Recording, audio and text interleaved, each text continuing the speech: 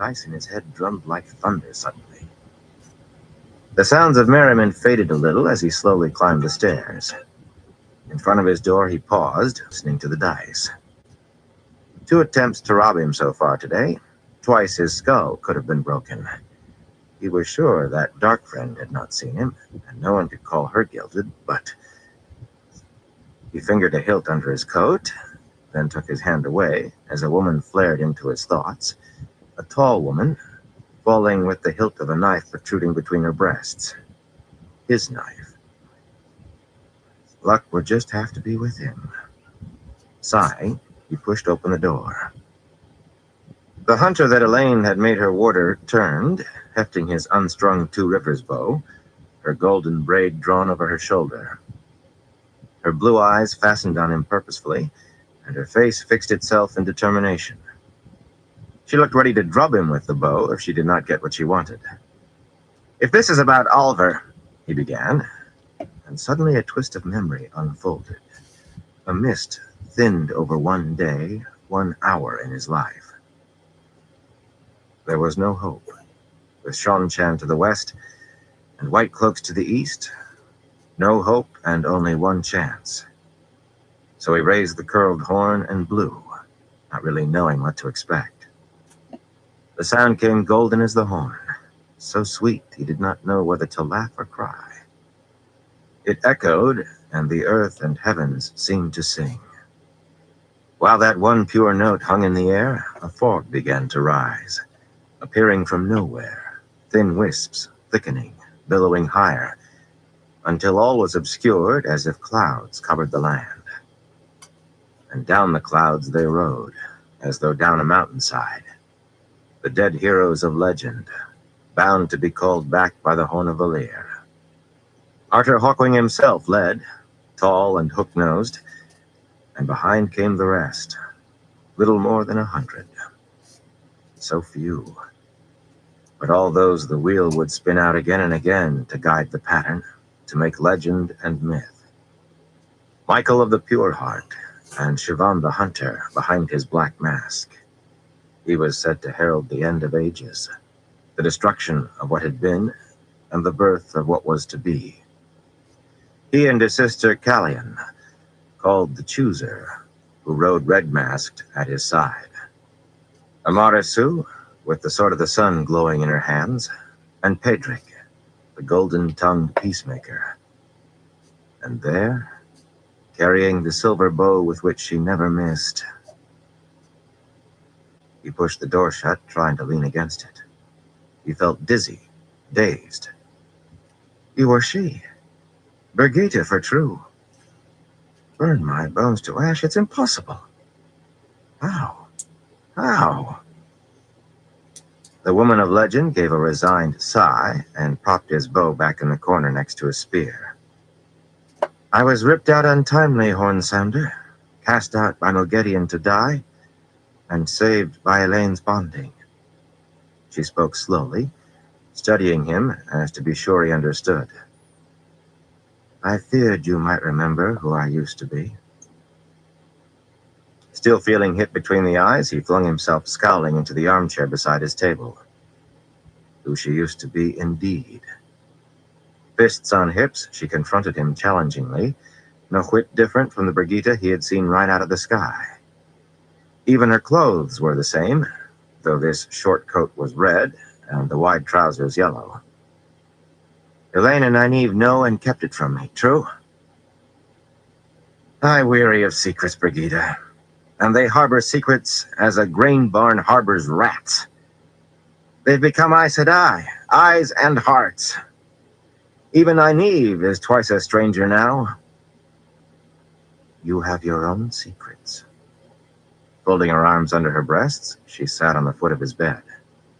The way she looked at him, you would have thought he was a tavern puzzle. For one, you've not told them you blew the Horn of Valir. The smallest of your secrets from them, I think. Matt blinked. He had assumed they had told her.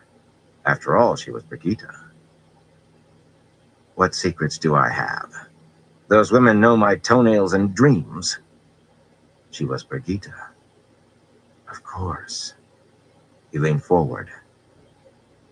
Make them see reason. You're Brigitte Silverbow. You can make them do as you say. This city has a pit trap at every crossing, and I fear the stakes grow sharper by the day. Make them come away before it's too late. She laughed, put a hand over her mouth, and laughed. You have the wrong end, Horn Sounder. I do not command them. I am Elaine's warder. I obey. Her smile became rueful. Brigitte Silverbow. Faith of the light, I'm not sure I still am that woman.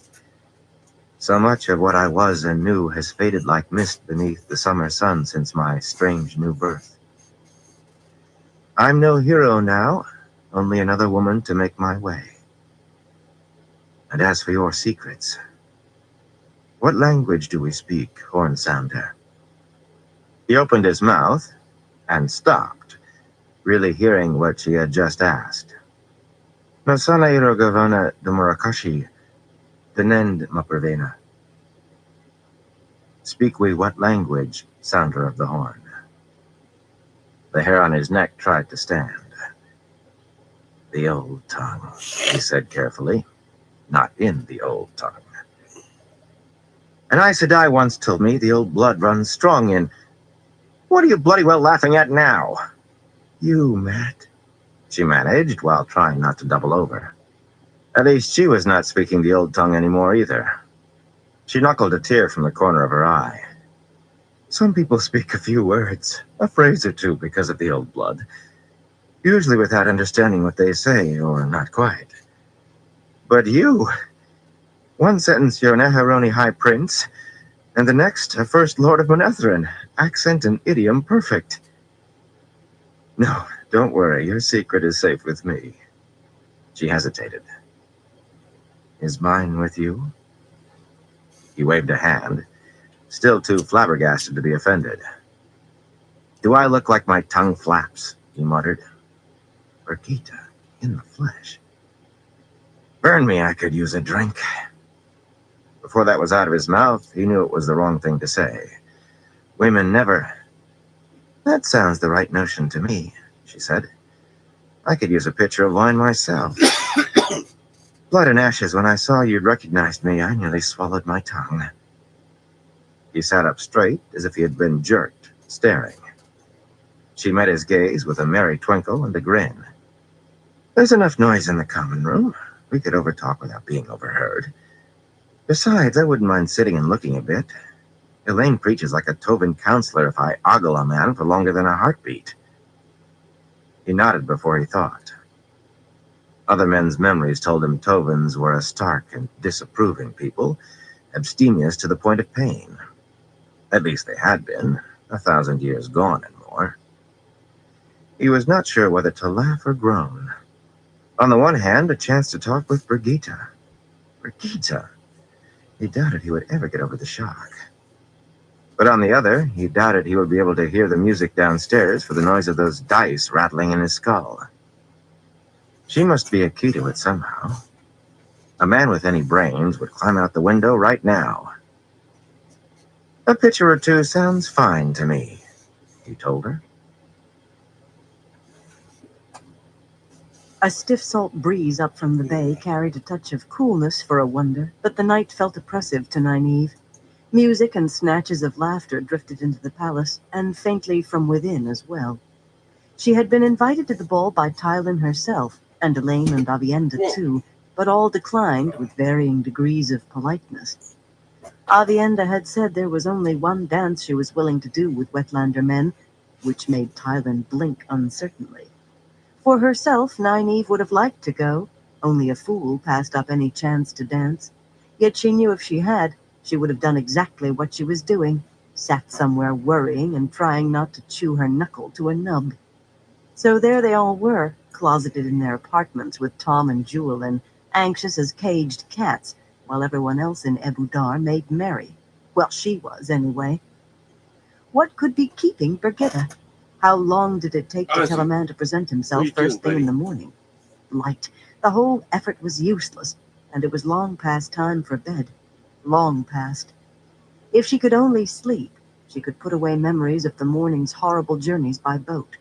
Worst of all, her weather sense told her a storm was on the way, told her the wind should be howling outside, and the rain sheeting down so thick no one could see 10 feet. It had taken her some time to understand about the times she listened to the wind and seemed to hear lies. At least she thought she understood. Another kind of storm was coming, not wind or rain. She had no proof, but she would eat her slippers if Matt Coffin was not part of it somehow. She wanted to sleep for a month, a year, to forget worries until Lan wakened her with a kiss, like the Sun King of Talia, which was ridiculous, of course. That was only a story, and a very improper one at that. And anyway, she was not about to become any man's pet, not even Lan's. She would find him, though, somehow, and bond him hers. She would light. If she had not thought the others would stare at her, she would have paced the soles out of her slippers. The hours wore on. She read and reread the short letter Matt had left with Tylen. Avienda sat quietly beside her high-backed chair, cross-legged on the pale green floor tiles as usual, an ornately gilded leather-bound copy of The Travels of Jane Farstrider open on her knees. No anxiety there, not to see. But then the woman would not turn a hair if someone stuffed a viper down her dress. Since returning to the palace, she had donned the intricate silver necklace she wore nearly day and night. Except on the boat trip. She had said she did not want to risk it then. Idly, Nynaeve wondered why she no longer wore her ivory bracelet. There had been an overheard conversation, something about not wearing it until Elaine had its like, which made little sense, and mattered as little as the bracelet, of course. The letter called from her lap. The sitting room stand lamps made reading easy, though Matt's unformed, boyish hand did present difficulties. It was the contents that clenched Nynaeve's middle into knots. There's nothing here but heat and flies, and we can find plenty of those in Camelin. Are you sure you didn't tell him anything? She demanded. Across the room, Julian paused with his hand over the stones board, giving her a look of outraged innocence. How often must I say so?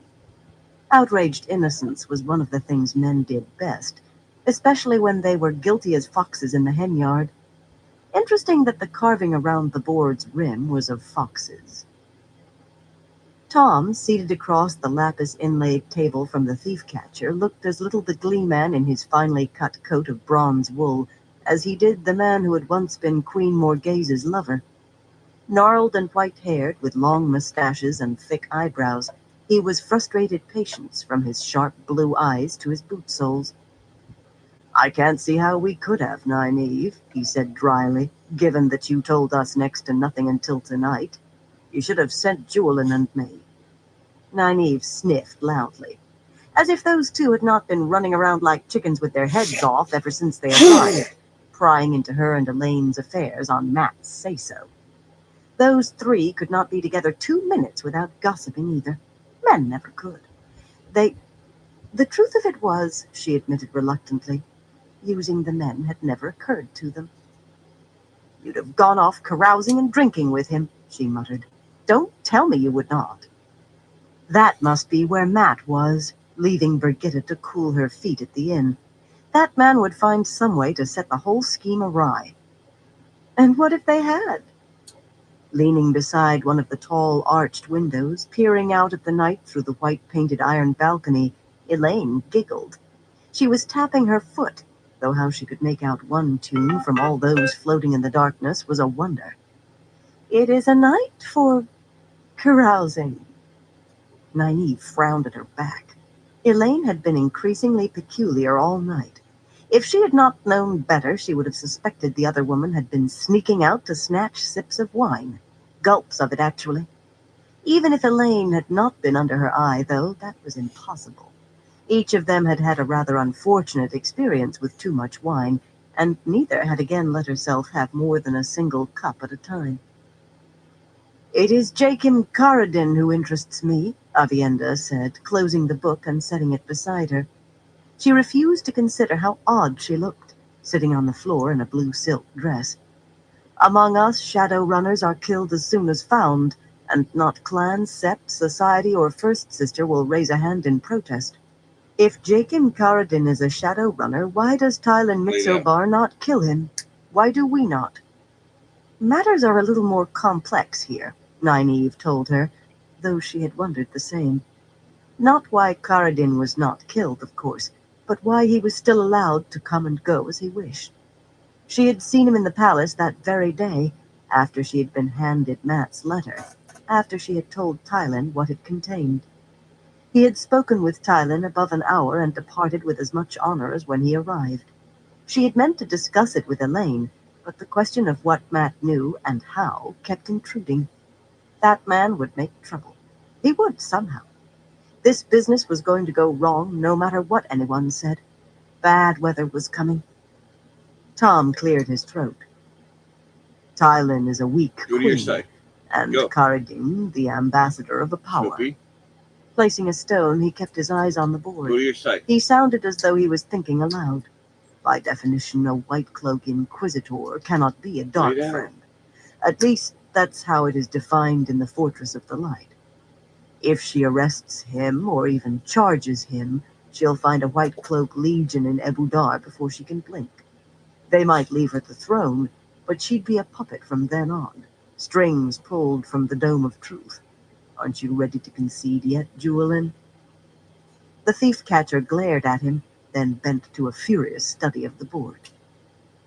I did not think her a coward, Avienda said disgustedly, and Tom gave her an amused smile. You have never faced something you could not fight, child, he said gently. Something so strong your only choice is to flee or be consumed alive. Try to hold judgment on time until you have. For some reason, Avienda's face reddened. Normally, she hid her emotions so well, her face was like stone. I know, Elaine said suddenly. We'll find proof even Pedro Nile must accept. She skipped back into the room. No, she danced. We will disguise ourselves and follow him.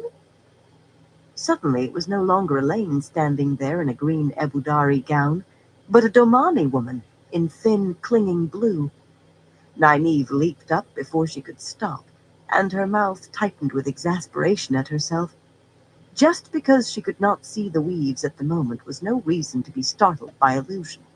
She darted a glance at Tom and Jewelin. Even Tom's mouth hung open. Unconsciously, she took a firm grip on her braid. Elaine was going to reveal everything. What was the matter with her? Illusion worked best the closer you stayed to what was there before, in shape and size at least, so bits of the Ebudari dress flashed through the Domani garment as Elaine whirled to examine herself in one of the room's 2 large mirrors. She laughed and clapped her hands. Oh, he will never recognize me. Or you, mere sister. Abruptly, a Tarabona woman sat beside Nynaeve's chair, with brown eyes and yellow braids strung with red beads, just the shade of her snug-fitting dress of folded silk. She watched Elaine quizzically. Nynaeve's hand tightened on her braid. And we can't forget you, Elaine babbled on. I know just the thing. This time Nynaeve saw the glow around Elaine. She was furious. Seeing the flows being woven about herself did not tell her what image Elaine gave her, of course. It took looking into one of the mirrors to do that. A sea-folk woman stared back at her, aghast, with a dozen begemmed rings in her ears and twice as many golden medallions dangling from the chain running to her nose ring. Aside from the jewelry, she wore wide trousers of brocaded green silk, and not a stitch else, the way women of the Afa'anier did out of sight of land. It was just illusion. She was still decently clothed under the weaving, but beside her reflection, she saw those of Tom and Jewelin, both fighting grins. A strangled squawk erupted from her throat. Close your eyes, she shouted at the men, and began leaping about, waving her arms, anything to make her dress show through. Close them, burn you! Oh, they had. Bristling with indignation, she stopped capering. They were not fighting those grins anymore, though. For that matter, Avienda was laughing quite openly, rocking to and fro. Nynaeve gave her skirts a jerk. In the mirror, the seafolk woman seemed to pluck at her trousers and fixed Elaine with a glare. "Stop this, Elaine!" The Domani woman stared back, mouth open and eyes wide with incredulity. Only then did Nynaeve realize how angry she was. The true source beckoned from just beyond the edge of sight. Embracing Saidar, she slammed a shield between Elaine and the source. Or rather, she tried to. Shielding someone who already held the power was not easy, even when you were the stronger. Once, as a girl, she had swung Master Luhan's hammer against his anvil as hard as she could, and the shiver of it ran all the way to her toes. This was about twice that. "Love of the light, Elaine, are you drunk?" The glow around the Domani woman faded away, and so did the Domani woman. Nynaeve knew the weave was gone from around herself, but she still glanced at the mirror and drew a relieved breath to see Nynaeve Almiera there in yellow/blue. "No," Elaine said slowly. Color burned in her face, but it was not embarrassment, or not entirely. Her chin rose and her voice frosted. "I am not." The door to the corridor banged open, and Brigitta staggered in with a broad smile. Well, perhaps she did not quite stagger, but she was decidedly unsteady.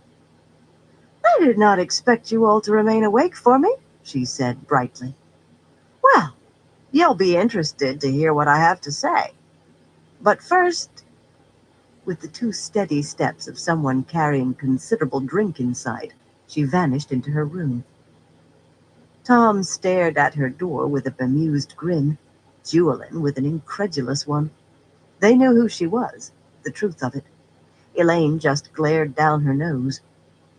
From Brigitta's bedchamber came a splashing, as if a pitcher had been upended on the floor. Nynaeve exchanged puzzled looks with Avienda.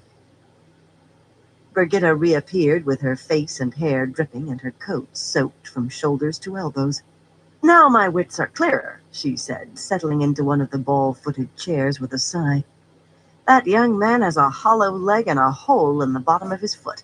He even outdrank Beslin, and I was beginning to think wine was water to that lad." "Beslin?" Nynaeve said, her voice rising. "Tylin's son? What was he doing there?" "Why did you allow it, Brigitta?" Elaine exclaimed. "Matt Coffin will corrupt the boy, and his mother will blame us." "The boy's the same age as you," Tom told her in stuffy tones. A baffled look passed between Nynaeve and Elaine. What was his point? Everyone knew that a man did not achieve his proper wits, such as they were, until 10 years later than a woman. The puzzlement faded from Elaine's face, replaced by firmness and no little anger as she focused on Brigitta again. Words were going to be said, words both women might regret tomorrow. "If you and Julian will leave us now, Tom," Nynaeve said quickly. It was extremely unlikely they would see the need on their own. "You need your sleep to be fresh first thing in the morning." They sat there, gaping at her like belled fools, so she made her tone firmer. "Now?" "The game was done 20 stones ago," Tom said, glancing at the board. "What do you say we go down to our own room and start another? I'll spot you 10 stones to places you will any time during the game." "10 stones?" Julian yelped, scraping back his chair. "Will you offer me fish broth and milk bread as well?" They argued all the way out, but at the door each of them glanced back in sullen resentment. She would not put it past them to remain awake all night, just because she had sent them to bed. "Matt won't corrupt Beslin," Brigitta said dryly as the door closed behind the men. "I doubt 9 feather dancers with a shipload of brandy could corrupt him. They wouldn't know where to begin." Nynaeve was relieved to hear it, though something was odd about the woman's tone, likely the drink. But Beslin was not at all the issue. She said so, and Elaine added, "No, he isn't.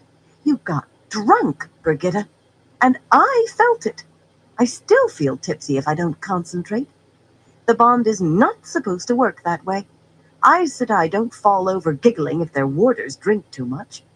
Nynaeve threw up her hands. "Don't look at me that way," Brigitta said. You know more than I do. Aes Sedai and warders have always been men and women before. Maybe that's the difference. Maybe we're too alike. Her grin was skewed slightly. There had not been near enough water in that pitcher. That might be embarrassing, I suppose. If we could stay with what is important, Nynaeve said tightly, such as Matt. Elaine had her mouth open for a retort to Brigitta, but she closed it quickly. The red spots in her cheeks most definitely chagrined this time. Now, Nynaeve went on, will Matt be here in the morning, or is he in the same revolting state as you? He might come, Brigitta said, taking a cup of mint tea from Avienda, who of course sat down on the floor. Elaine frowned at her a moment, then of all things folded up her legs and sat beside her. What do you mean he might? Nynaeve demanded. She channeled, and the chair she had been sitting in floated over to her, and if it banged to the floor, she meant it to. Drinking too much, sitting on the floor. What was next? If he expects us to come to him on hands and knees. Brigitta took a sip of the tea with a grateful murmur, and oddly, when she looked at Nynaeve again, she did not seem so intoxicated. I talked him out of that. I don't think he was really serious. All he wants now is an apology and thanks. Nynaeve's eyes popped. She had talked him out of that? Apologize? To Matrim Cawthon? Never, she growled. For what? Elaine wanted to know, as if that mattered. She pretended not to see Nynaeve's glare. The Stone of Tyr, Brigitta said, and Nynaeve's head whipped around. The woman no longer sounded intoxicated at all. He says he went into the stone, him and Julian, to free the pair of you from a dungeon you couldn't escape on your own. She shook her head slowly, in wonder. I don't know that I would have done that for anyone short of Guidal. Not the stone. He says you gave him a backhanded thanks and made him feel he ought to be grateful you didn't kick him. It was true in a way, but all distorted. There Matt had been with that mocking grin of his, saying he was there to pull their chestnuts off the fire or some such. Even then he had thought he could tell them what to do. Only one of the Black Sisters was on guard in the dungeon, Nynaeve muttered, and we had taken care of her. True, they hadn't yet been able to figure out how to open the door, shielded. Bilal wasn't really interested in us anyway. It was just to lure Rand. Warraine may already have killed him by then, for all we know. The Black Aja. Brigitta's voice was flatter than the floor tiles, and one of the Forsaken. Matt never mentioned them. You owe him thanks on your knees, Elaine. Both of you do. The man deserves it. And Julian as well. Blood rushed to Nynaeve's face. He had never mentioned that despicable man. I will not apologize to Matrim Cawthon, not on my deathbed. Avienda leaned toward Elaine, touching her knee. Near sister, I will say this delicately. She looked and sounded about as delicate as a stone post. If this is true, you have toe toward Matt Cawthon, you and Nynaeve, and you have made it worse since, just by the actions I have seen. Toe, Nynaeve exclaimed. Those two were always talking about this toe foolery. We aren't Aiel, Avienda, and Matt Cawthon is a thorn in the foot to everybody he meets. But Elaine was nodding. I see. You are right, Avienda. But what must we do? You will have to help me, near sister. I don't intend to try to become Aiel, but I want you to be proud of me. We will not apologize, Nynaeve snapped. I have pride in knowing you, Avienda said, touching Elaine's cheek lightly. An apology is a beginning, yet not enough to meet toe now. Are you listening to me? Nynaeve demanded. I said I will not apologize. They went right on talking. Only Brigitta looked at her, and the woman wore a smile not far from outright laughter. Nynaeve throttled her braid with both hands. She had known that they should have sent Tom and Jewel in. Chapter 22. Small Sacrifices. Squinting up at the sign above the inn's arched door, a crudely drawn woman with a walking staff peering hopefully into the distance, Elaine wished she were back in her bed instead of up with the sun. Not that she could have slept. Mulhara Square stood empty behind her except for a few creaking ox and donkey carts on their way to the markets, a scattering of women balancing huge baskets on their heads. A one-legged beggar sat with his bowl at a corner of the inn, the first of many who would dot the square later. She'd already given him a silver mark, enough to feed him for a week even now, but he tucked it under his ragged coat with a toothless grin and waited on. The sky was still gray, yet the day already promised to scorch. Keeping concentration well enough to ignore the heat was a problem this morning. The last remnants of Brigitta's morning after head remained in the back of her own, dwindling but not yet gone. If only her small ability with healing had not proved too small. She hoped Avienda and Brigitta would manage to learn something useful about Caradin this morning, in their illusion disguises. Not that Caradin would know any of them from a shoemaker, of course, but it was best to be careful. She felt pride that Avienda had not asked to come along here, had in fact been surprised at the suggestion. Avienda did not believe she needed anyone to watch her, to make sure she did what was needful. With a sigh, she straightened her dress, though there was no need. Blue and cream with a bit of cream-colored Vandalra lace, the garment did make her feel just a touch exposed. The only time she had balked at donning a local fashion was while she and Nynaeve traveled to Tanchica with the sea folk. But in its own way, Ebudari fashion was almost... She sighed again. She was just trying to delay. Avienda should have to come to lead her by the hand. I will not apologize, Nynaeve said suddenly at her shoulder. She clutched her own gray skirts with both hands, staring at the wandering woman as though Moghedien herself waited inside. I won't. You should have worn white, after all, Elaine murmured, earning a suspicious sideways glance. After a moment, she added, You did say it was the color for funerals, which produced a satisfied nod, though it was not what she had meant at all. This would be a disaster if they could not keep peace among themselves. Brigitta had had to settle for an infusion of herbs this morning, and a particularly bitter mix at that, because Nynaeve claimed she was not angry enough to channel. She had gone on in the most dramatic manner about funeral white being the only suitable color, insisted she was not coming, until Elaine dragged her out of their apartments, and announced at least 20 times since that she would not apologize. Peace had to be kept, but you agreed to this, Nynaeve. No, I don't want to hear any more about the rest of us bullying you. You agreed, so stop sulking. Nynaeve spluttered, eyes going wide with outrage.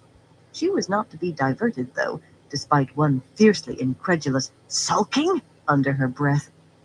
We need to discuss this further, Elaine. There is no need to be so hasty. There must be 1,000 reasons why this won't work, Taviran or no Taviran, and Matt Cawthon has 900 of them. Elaine gave her a level look. Did you deliberately choose the bitterest herbs that would work this morning? Wide-eyed outrage turned to wide-eyed innocence, but red stained Nynaeve's cheeks. Elaine pushed open the door. Nynaeve followed, muttering. Elaine would not have been surprised if she stuck out her tongue, too. Sulky was not even in it this morning. The smell of breads baking wafted from the kitchens, and all the shutters were open to air out the common room.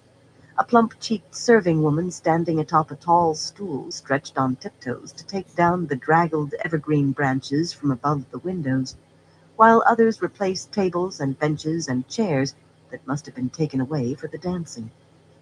This early no one else was about, except for a skinny girl in a white apron, sweeping half-heartedly with a brush broom.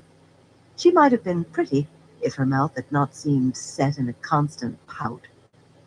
There was surprisingly little mess, considering that inns were supposed to be riotous, even like during festivals. A part of her wished she could have seen it, though. "Could you direct me to Master Cawthon's rooms?" she asked the skinny girl with a smile. Nynaeve sniffed. She was tight as the skin on a fresh apple. She had given the beggar 1 copper. The girl eyed them sullenly, and surprisingly the coins as well, and mumbled something sour that sounded like "a gilded woman last night, ladies this morning." She gave directions grudgingly. For a moment Elaine thought she intended to scorn the pennies, but on the point of turning away the girl snapped the silver from her hand without so much as a word of thanks, pausing only to tuck them into the neck of her dress of all places before she set to swinging her broom as if to beat the floor to death. Perhaps she had a pocket sewn in there. "You see," Nynaeve grumbled under her breath. "You mark me, he tried to push his attentions on that young woman. That's the sort of man you want me to apologize to." Elaine said nothing, only led the way up the railless steps at the back of the room. If Nynaeve did not stop complaining— the first hallway on the right, the girl had said, and the last door on the left, but in front of it she hesitated, biting her lower lip. Nynaeve brightened. "You see it's a bad idea now, don't you? We aren't Aiel, Elaine. I like the girl well enough for all she's forever fondling that knife of hers, but just think of the absolute drivel she talks. It's impossible. You must know it is." "We did not agree to anything impossible, Nynaeve." Keeping her voice firm took an effort. Some of what Avienda had suggested, apparently in all seriousness, she actually had suggested letting the man switch them. "What we did agree to is quite possible." Barely. She rapped loudly on the paneled door with her knuckles. There was a fish carved on the door, a round thing with stripes and a snout. All of the doors had different carvings, most of fish. There was no answer. Nynaeve puffed out a breath she must have been holding. "Perhaps he has gone out. We'll just have to come back another time." "At this hour?" She rapped once more. "You say he always lies abed when he can." Still no sound from inside. "Elaine, if Brigitta is any indication, Matt got himself juicy as a fiddler last night. He won't thank us for waking him. Why don't we just go away and—" Elaine lifted the latch and went in. Nynaeve followed with a sigh that could have been heard back in the palace. Matt Cawthon was sprawled on his bed atop the knitted red coverlet, a folded cloth lying over his eyes and dripping onto the pillow. The room was not very tidy, despite the absence of dust. A boot stood on the washstand. The washstand, next to a white basin full of unused water. The stand mirror sat askew, as if he had stumbled into it and simply left it tilted back sharply, and his wrinkled coat lay tossed across a ladder-backed chair. He wore everything else, including that black scarf he seemed never to take off, and the other boot. The silver fox head dangled from his unlaced shirt. The medallion made her fingers itch. If he really was lying there sodden with drink, she might be able to remove it unfelt. One way or another, she intended to find out how the thing absorbed the power. Finding out how almost anything worked was a fascination to her, but that fox head was all the puzzles in the world rolled into one. Nynaeve caught her sleeve and jerked her head toward the door, silently mouthing "asleep" and something else she could not make out. Probably another plea to go. "Leave me alone, Nerim," he mumbled suddenly. "I told you before, I don't want anything but a new skull. And close the door softly or I'll pin your ears to it." Nynaeve jumped and tried to pull her toward the door, but she stood her ground. "It is not Nerim, Master Cawthon." Raising his head from the pillow, he used both hands to lift the cloth a trifle and squint at them with reddened eyes. Grinning, Nynaeve made no effort at all to hide her pleasure at his wretched state. What Elaine could not understand at first was why she wanted to grin too. Her one experience with drinking too much had left her with nothing but pity and sympathy for anyone so snared. In the back of her mind, she felt Brigitta's head throbbing still, and it came to her. Certainly she could not like Brigitta drowning herself in drink, whatever the reason, but neither could she like the thought that anyone could do anything at all better than her first warder. A ridiculous thought. Embarrassing, but satisfying, too. "What are you doing here?" he demanded hoarsely, then winced and lowered his voice. "It's the middle of the night." "It's morning," Nynaeve said sharply. "Don't you remember talking with Brigitta?" "Could you not be so loud?" he whispered, closing his eyes. The next instant they popped open again. "Brigitta?" Sitting up abruptly, he swung his legs over the side of the bed. For a time he just sat there, peering at the floorboards, elbows on his knees and the medallion swinging from its thong around his neck. At last he turned his head to look at them balefully, or perhaps his eyes just made it seem so. "What did she tell you?" "She informed us of your demands, Master Cawthon," Elaine said formally. This must be how it felt to stand before the headsman's block. There was nothing for it but to keep her head high and face whatever came proudly. "I wish to thank you from my heart for rescuing me from the Stone of Tyr." There, she had begun, and it had not hurt. Not very much. Nynaeve stood there glowering, her lips growing tighter and tighter. The woman was not going to leave her to do this alone.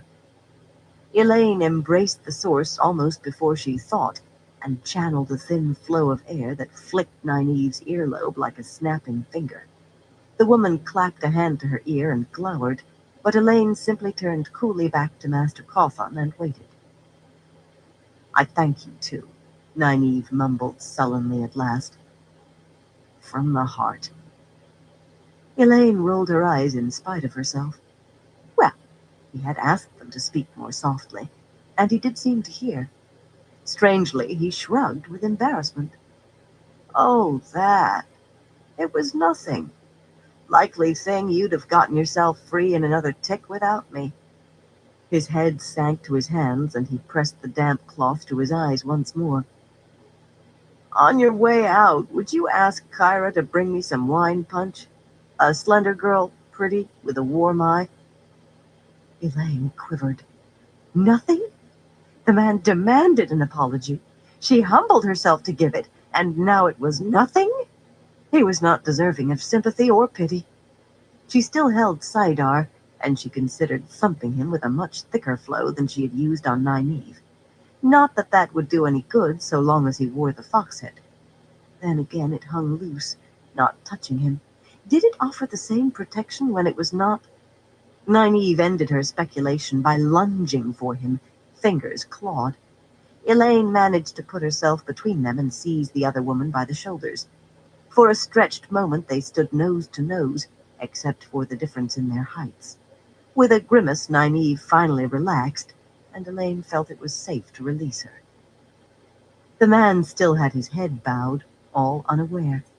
Whether the medallion protected him or not, she could snatch his bow stave from the corner and beat him till he howled. She felt heat rise in her face. She had stopped Nynaeve from ruining everything, only to think of ruining it herself. Worse, by the smirky, self-satisfied little smile the other woman gave her, she knew very well what had been in her head. "There is more, Master Cawthon," she announced, squaring her shoulders. The smile vanished from Nynaeve's face. "We also wish to apologize for delaying so long in giving you your much-deserved thanks. And we apologize, humbly," she stumbled a little on that, "for the way we have treated you since." Nynaeve stretched out a beseeching hand that she ignored. "To show the depth of our regret, we undertake the following promises." Avienda had said an apology was only a beginning. "We will not belittle or demean you in any way, nor shout at you for any reason, nor attempt to give you orders." Nynaeve winced. Elaine's mouth tightened too, but she did not stop. "Recognizing your due concern for our safety, we will not leave the palace without telling you where we are going, and we will listen to your advice." Light! She had no wish to be Aiel, no wish to do any of this, but she wanted Avienda's respect. If you decide that we are..." Not that she had any intention of becoming a sister wife. The very idea was indecent, but she did like her. Our putting ourselves in needless danger. It was not Adienta's fault that Rand had caught both their hearts, and Min's as well. We will accept bodyguards of your choosing. Fate or Taviran or whatever. What was, was. She loved both women like sisters. And keep them with us as long as possible. Burn the man for doing this to her. It was not Matt Coffin she meant. This I swear by the Lion Throne of Andor. She breathed in as if she had run a mile. Nynaeve wore a face like a cornered badger.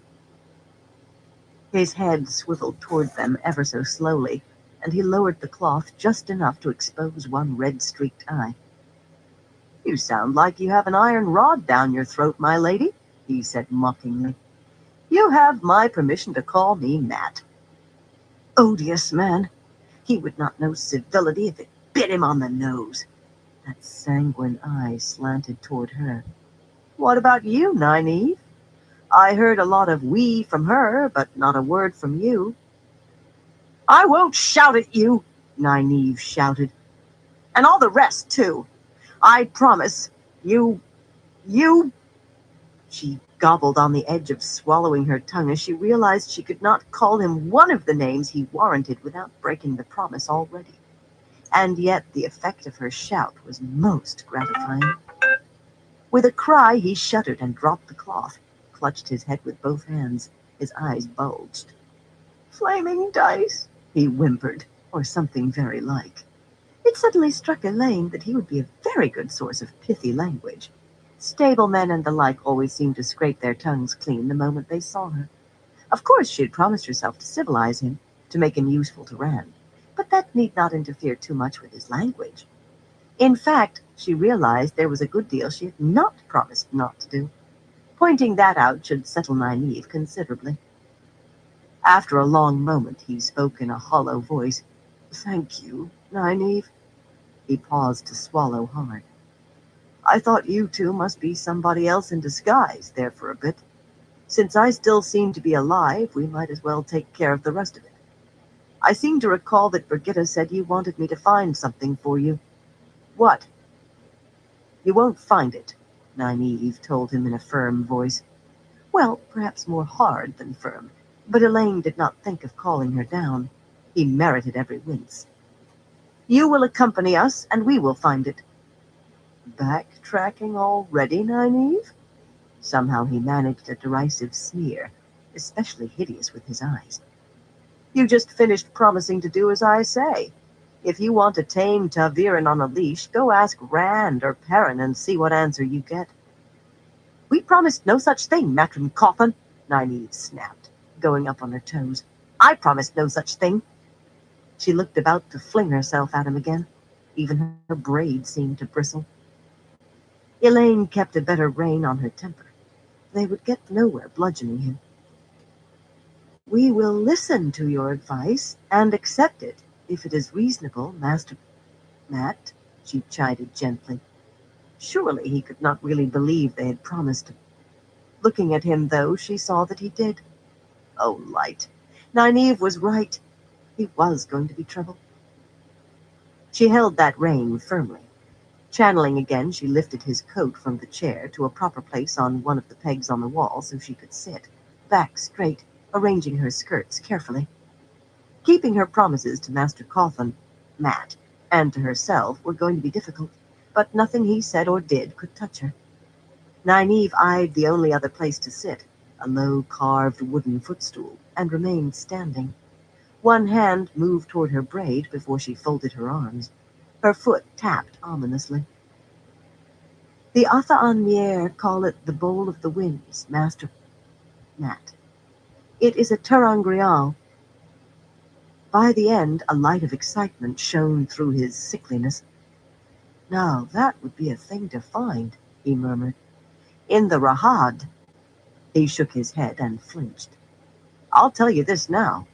Neither of you is setting foot on the other side of the river without 4 or 5 of my red arms each. Not outside the palace, for that matter. Did Brigitta tell you about the note that was stuffed in my coat? I'm sure I told her.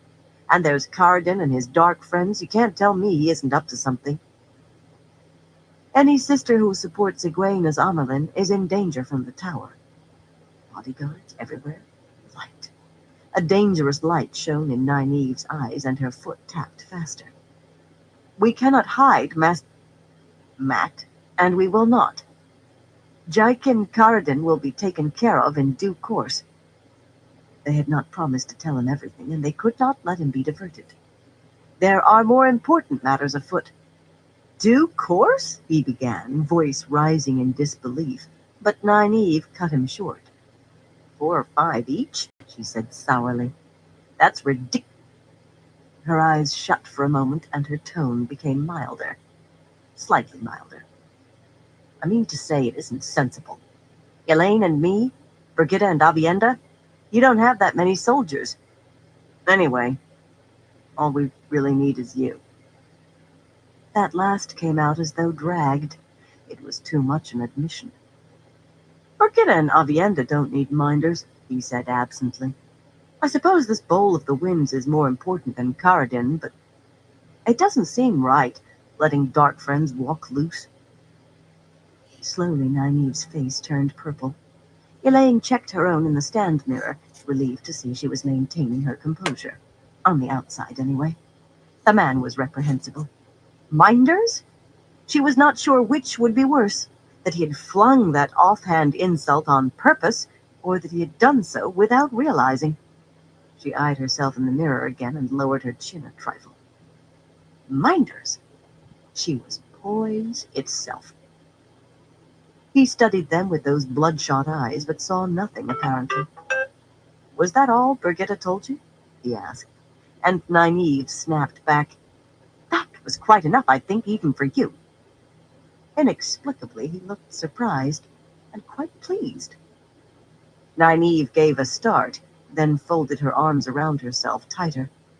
Since you're in no condition to go anywhere with us now, don't scowl at me, Matt Cawthon. That isn't demeaning, it's simple truth. You can spend the morning moving yourself into the palace. And you needn't think we'll help carry your things. I didn't promise to be a pack horse. The wandering woman is plenty good enough, he began angrily, then stopped, a wondering expression spreading over his face. A horrified expression, Elaine would have said. That should teach him to growl when he had a head like a melon. At least that was what hers had felt like the time she drank too much. Of course he would not learn from it. Men kept sticking their hands in the fire, thinking this time it would not burn, so Leni always said. You can hardly expect we'll find the bowl the first time we try, Nynaeve went on, ta'veren or no. Going out each day will be much simpler if you don't have to come across the square. If they did not have to wait for him every morning, was what she meant. According to her, drunkenness was not the only excuse he could find for lying in bed till all hours, far from it. Besides, Elaine added, that way you can keep an eye on us. Nynaeve made a sound in her throat, very close to a groan. Did she not see that he must be enticed? It was not as if she had promised to actually allow him to keep an eye on them. He seemed not to have heard her or Nynaeve. Haggard eyes stared right through her. Why did they bloody well have to stop now? He moaned, so softly she barely heard. What under the light did he mean by that? The rooms are fit for a king, Master Matt. Tylan herself chose them, just down from her own. She has taken a very personal interest. Matt, you wouldn't have us offend the Queen, would you? One look at his face, and Elaine hurriedly channeled to push open the window and empty the wash basin through it. If she'd ever seen a man about to lose the contents of his stomach, he was staring red-eyed at her right that minute. I don't see why you're making such a fuss, she said. Actually, she supposed she did.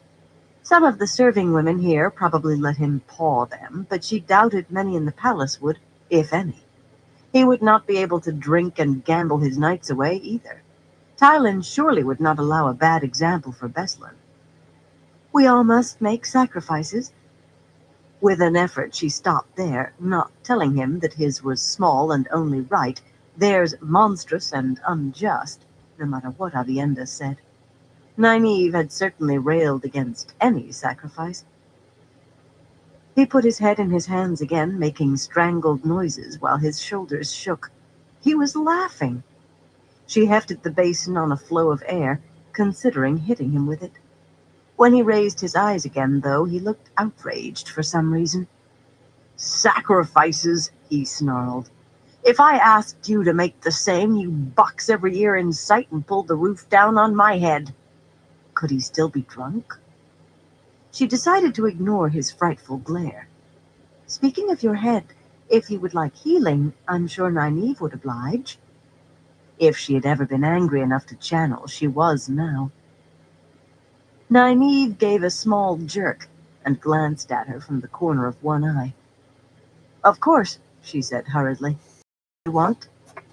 The color in her cheeks confirmed all of Elaine's suspicions about that morning. Gracious as ever, he sneered. "You just forget my head. I do very well without eyes," said I. And then, just to confuse matters, she was sure, he added in a hesitant voice, "I thank you for asking, though." Almost as if he meant it. Elaine managed not to gape. Her knowledge of men was limited to Rand and what Linny and her mother had told her. Was Rand going to be as confusing as Matt Cawthon? Last thing before going, she remembered to secure a promise that he would start moving to the palace immediately. He kept his word once given, so Nynaeve had made clear, however reluctantly, but leave one crack, and he could find 100 ways to slip through. That she'd been all too eager to emphasize. He gave his promise with a bleak, resentful grimace, or maybe that was just his eyes again. When she set the basin down at his feet, he actually looked grateful. She would not feel sympathy. She would not. Once back in the corridor with the door to Matt's room closed, Nynaeve shook her fist at the ceiling. "That man could try the patience of a stone. I'm glad he wants to cuddle with his head. Do you hear me? Glad. He will make trouble. He will. You two will make more trouble for him than he ever could." The speaker stalked down the hall toward them, a woman with a touch of gray in her hair, a strong face, and a commanding voice. She also wore a frown little short of a scowl. Despite the marriage knife hanging into her cleavage, she was too fair for an Ebudari. "I couldn't believe it when Kyra told me. I doubt I've ever seen so much foolishness poured into just 2 dresses." Elaine eyed the woman up and down. Not even as a novice had she gotten used to being addressed in that tone. "And who might you be, my good woman?" "I might be and am Satala Anan, the owner of this inn, child," was the dry reply. And with that, the woman flung open a door across the hallway, seized them each by an arm, and hustled them through so fast Elaine thought her slippers had left the floor. "You seem under some misapprehension, Mistress Anan," she said coolly as the woman released them to shut the door. Nynaeve was in no mood for niceties. Holding her hand so her great serpent ring was plain, she said heatedly, "Now you look here." "Very pretty," the woman said, and pushed each of them so hard they found themselves sitting side by side on the bed.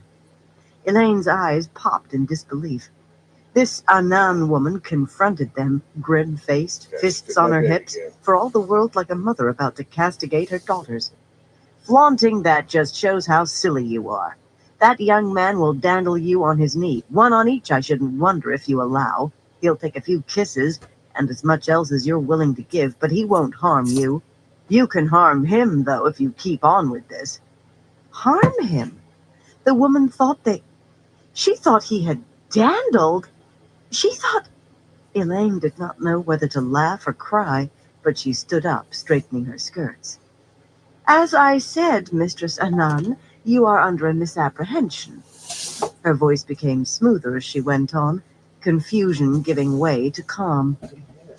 "I am Elaine Trakand, daughter heir of Andor and Aes Sedai of the Green Aja. I don't know what you think—" Her eyes nearly crossed as Mistress Anan pushed a finger to the tip of her nose. "Elaine, if that is your name, all that keeps me from dragging you down to the kitchen and washing your mouth out, yours and that other foolish girl's there, is the possibility that you actually can channel somewhat. Or are you silly enough to wear that ring when you can't even do that? I warn you, it will make no difference to the sisters over in the Tarasin Palace. Do you even know about them? If you do, frankly, you are not foolish, you're blind, stupid. Elaine's temper grew by the word. Foolish girl? Blind? Stupid? She would not put up with it, especially not right after being forced to crawl to Matt Cawthon. Dandel? Matt Cawthon? She maintained her outward composure, though, but not so naive. She glared in a fury, and the glow of Saidar enveloped her as she bounded to her feet. Flows of air wrapped Mistress Annan from shoulders to ankles, crushing her skirts and petticoats against her legs, just short of tight enough to topple her. I happen to be one of those sisters in the palace, Nynaeve Almira of the Yellow Ajah to be exact. Now, would you like me to carry you down to the kitchens? I know something of how to wash out a mouth. Elaine stepped away from the innkeeper's outstretched arm. The woman had to feel the pressure of the flows, and even a half-wit would have known what those invisible bonds must be, yet she did not blink. Her green-flecked eyes narrowed no more. So one of you can channel at least, she said calmly. I should let you drag me downstairs, child. Whatever you do to me, you would be in the hands of real Aes Sedai by noon, I'll wager that. Didn't you hear me?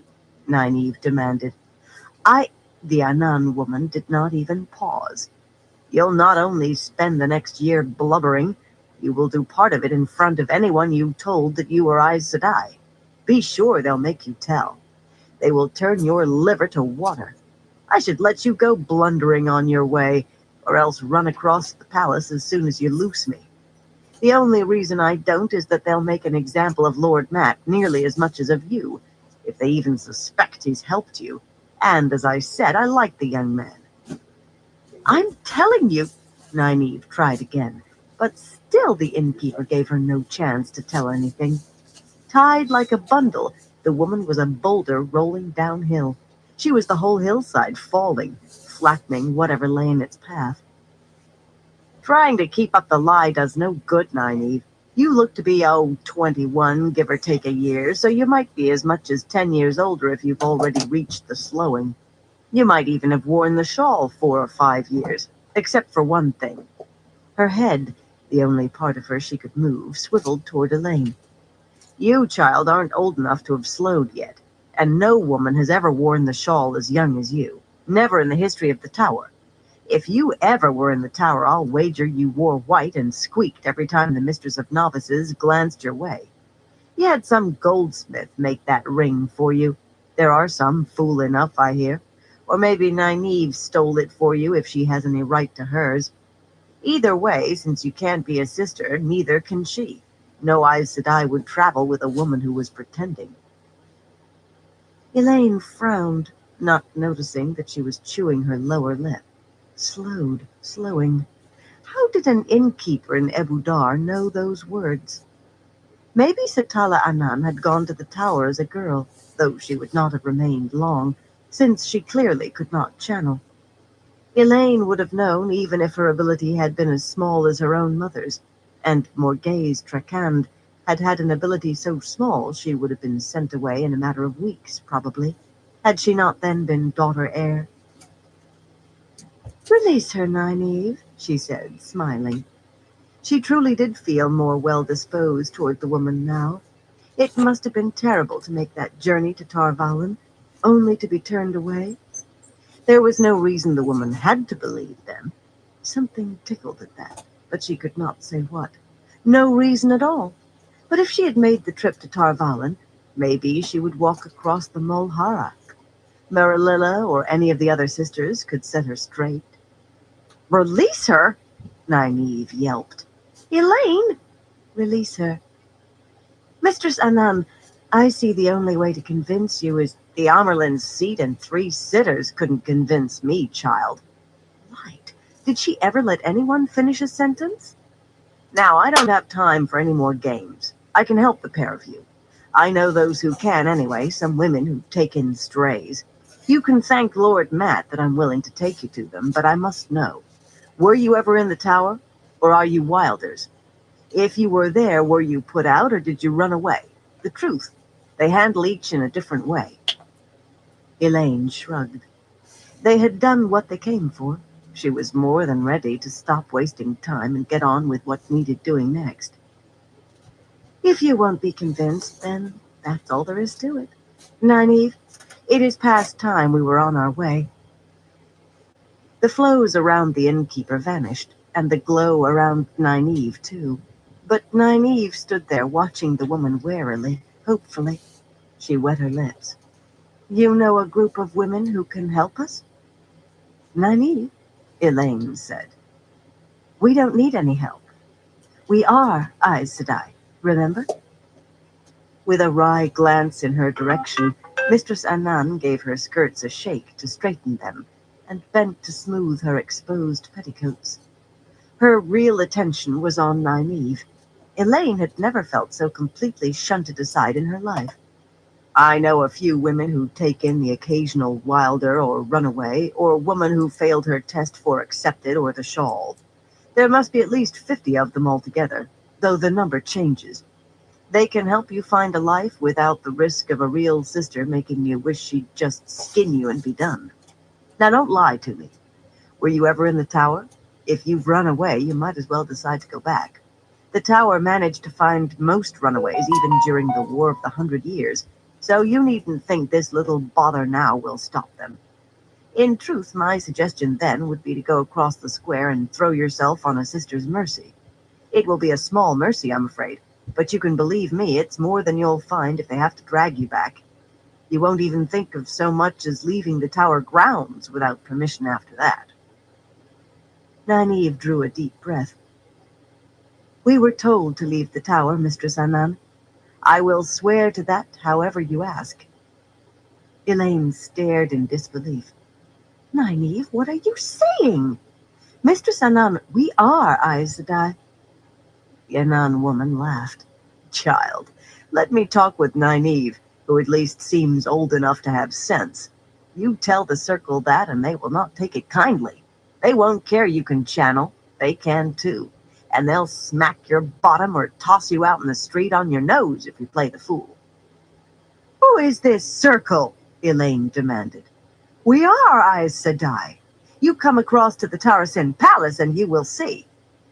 I'll keep her in hand, Nynaeve had the gall to say, all the while frowning and grimacing at Elaine, as if she were the one who had gone mad. The Annan woman merely nodded. Good. Now take off those rings and put them away. The circle doesn't allow that sort of pretending.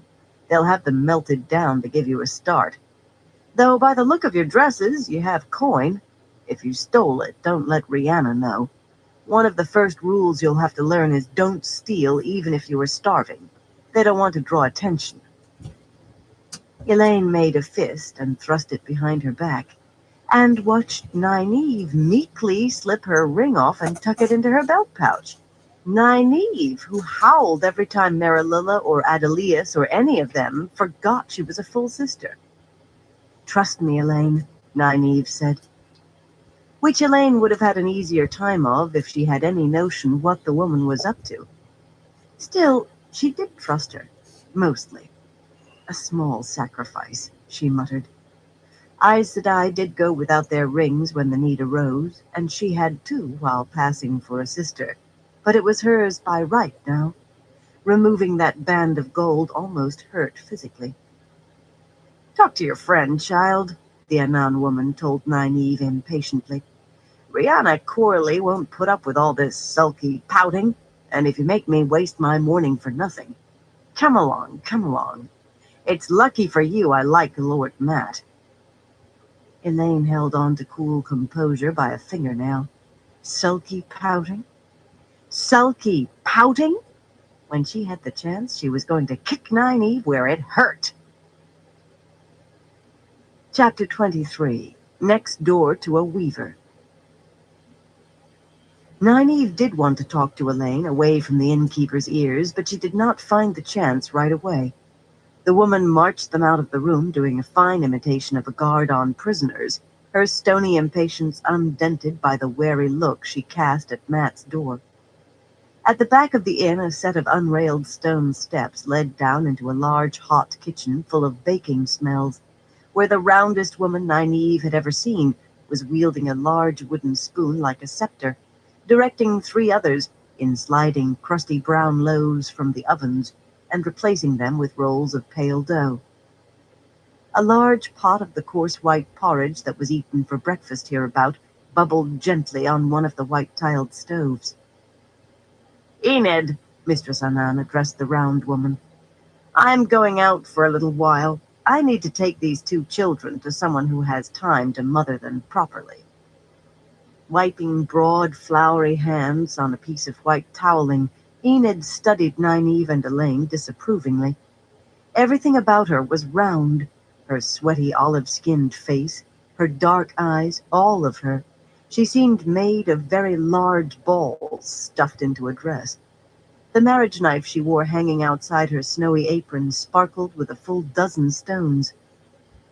"Is this the pair of barkers Kyra was chattering about, mistress? Fancy bits for the young lord's taste, I'd have said. He likes them with a bit of wiggle."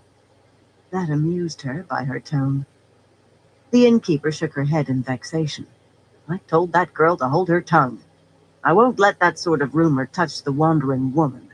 Remind Kyra for me, Enid, and use your spoon to get her attention if need be." The gaze she turned on Nynaeve and Elaine was so disparaging that Nynaeve nearly gasped. Would anyone with half their wits believe these two were Aes Sedai? Spent all their coin on dresses to impress the man, and now they'd starve unless they smiled for him. Aes Sedai. Giving Enid no chance to answer, she seized Nynaeve's ear with her right hand, Elaine's with her left, and in 3 quick steps had them out into the stable yard. That was as long as Nynaeve's shock held. Then she pulled free, or tried to, because the woman let go at the same instant, glaring indignantly. Elaine's chin rose. Her blade would not have been surprised to see frost forming in her curls. Hands on her hips, Mistress Annan seemed not to notice. Or perhaps she simply did not care. "I can hope no one in there believes Kyra after that," she said calmly. "If I could have been sure you had the wits to keep your mouths shut, I'd have said and done more and made certain." She was calm, but not at all pleasant or soft. They had troubled her morning. "Now follow me and don't get lost. Or if you do, do not show your faces anywhere near my inn again, or I'll send somebody to the palace to tell Marililla and Teslin. They are 2 of the real sisters, and they'll probably rip you each down the middle and share you out." Elaine shifted her gaze from the innkeeper to Nynaeve. Not a glare or a frown, yet a very meaning look just the same. Nynaeve wondered whether she was going to be able to go through with this. The thought of Matt convinced her. Any chance was better than that. "We won't lose ourselves, Mistress Annan," she said, striving for meekness. She thought she did fairly well, considering how foreign meekness was to her. "Thank you for helping us." Smiling at the innkeeper, she did her best to ignore Elaine, whose stare became more meaningful, hard as that was to credit. Looks or no looks, she had to make sure the woman continued to think them worth the trouble. "We are truly grateful, Mistress Annan." Mistress Annan eyed her askance, then sniffed and shook her head. When this was done, Nynaeve decided she was going to drag the innkeeper to the palace if need be, and make the other sisters acknowledge her in Mistress Annan's presence. This early, the stable yard was empty, save for a lone boy of 10 or 12 with a bucket and a sieve, who sprinkled water to dampen the hard-packed ground against dust. The white-plastered stable's doors were wide open, and a barrow sat in front with a dung fork resting across it. Sounds like a huge frog being stepped on floated out. Nynaeve decided it was a man singing. Would they have to ride to reach their destination? Even a short journey would not be pleasant. Walking only across the square and meaning to be back before the sun rose very high, They had brought neither hats nor parasols nor hooded cloaks. Mr. Sanan led them through the stable yard, however, down a narrow alleyway between the stable and a high wall that had drought-bedraggled trees poking above the top. Someone's garden, no doubt. A small gate at the end let into a dusty alley, so cramped dawn had not completely reached it yet. "You children keep up now, mind you," the innkeeper told them, starting away down the dim alley. "You lose yourselves, and I vow I'll go to the palace myself."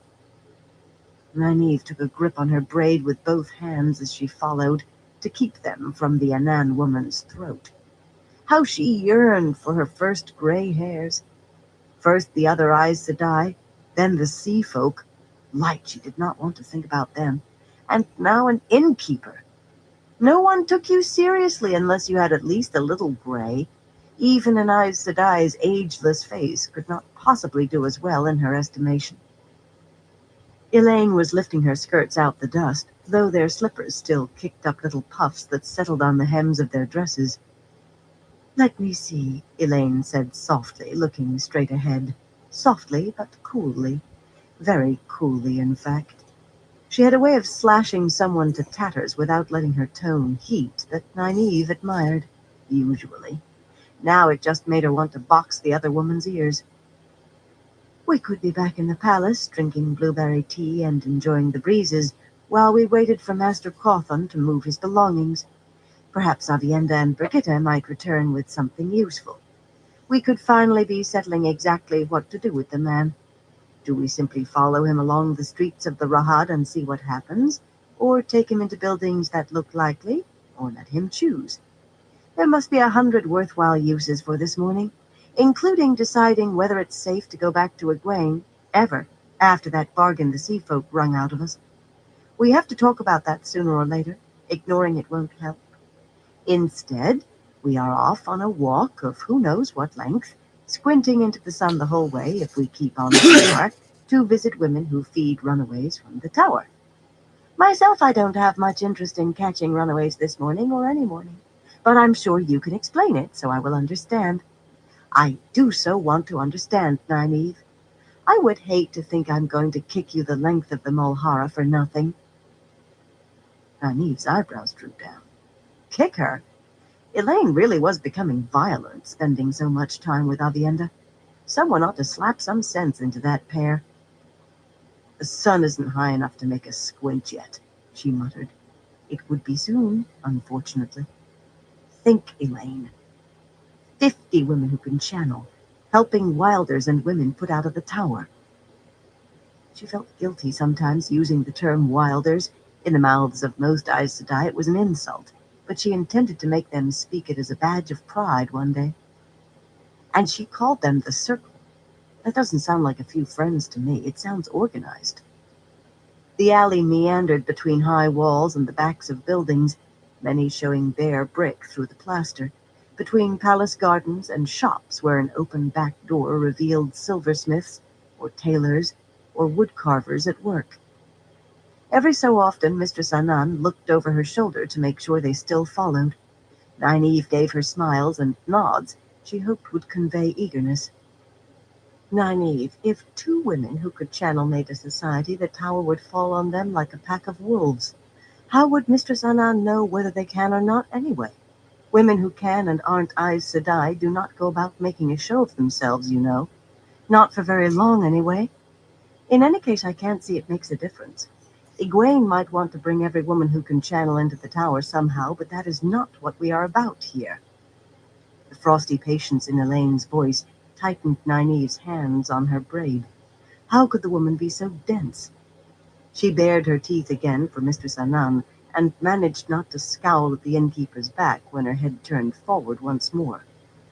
50 women isn't 2, Nynaeve whispered fiercely. They could channel. They must be able to. Everything hinged on that. It's beyond reason that this circle can be in the same city with a storeroom packed full of Angreal and such without at least knowing of it. And if they do, she could not keep satisfaction from honeying her voice. We'll have found the bull without Master Matrim Cawthon. We can forget those absurd promises. They were not a bribe, Nynaeve. Elaine said absently. I will keep them, and so will you if you have any honor, and I know you do. She was spending entirely too much time with Avienda. Nynaeve wished she knew why Elaine had begun thinking they all had to follow this preposterous Aiel G, whatever it was.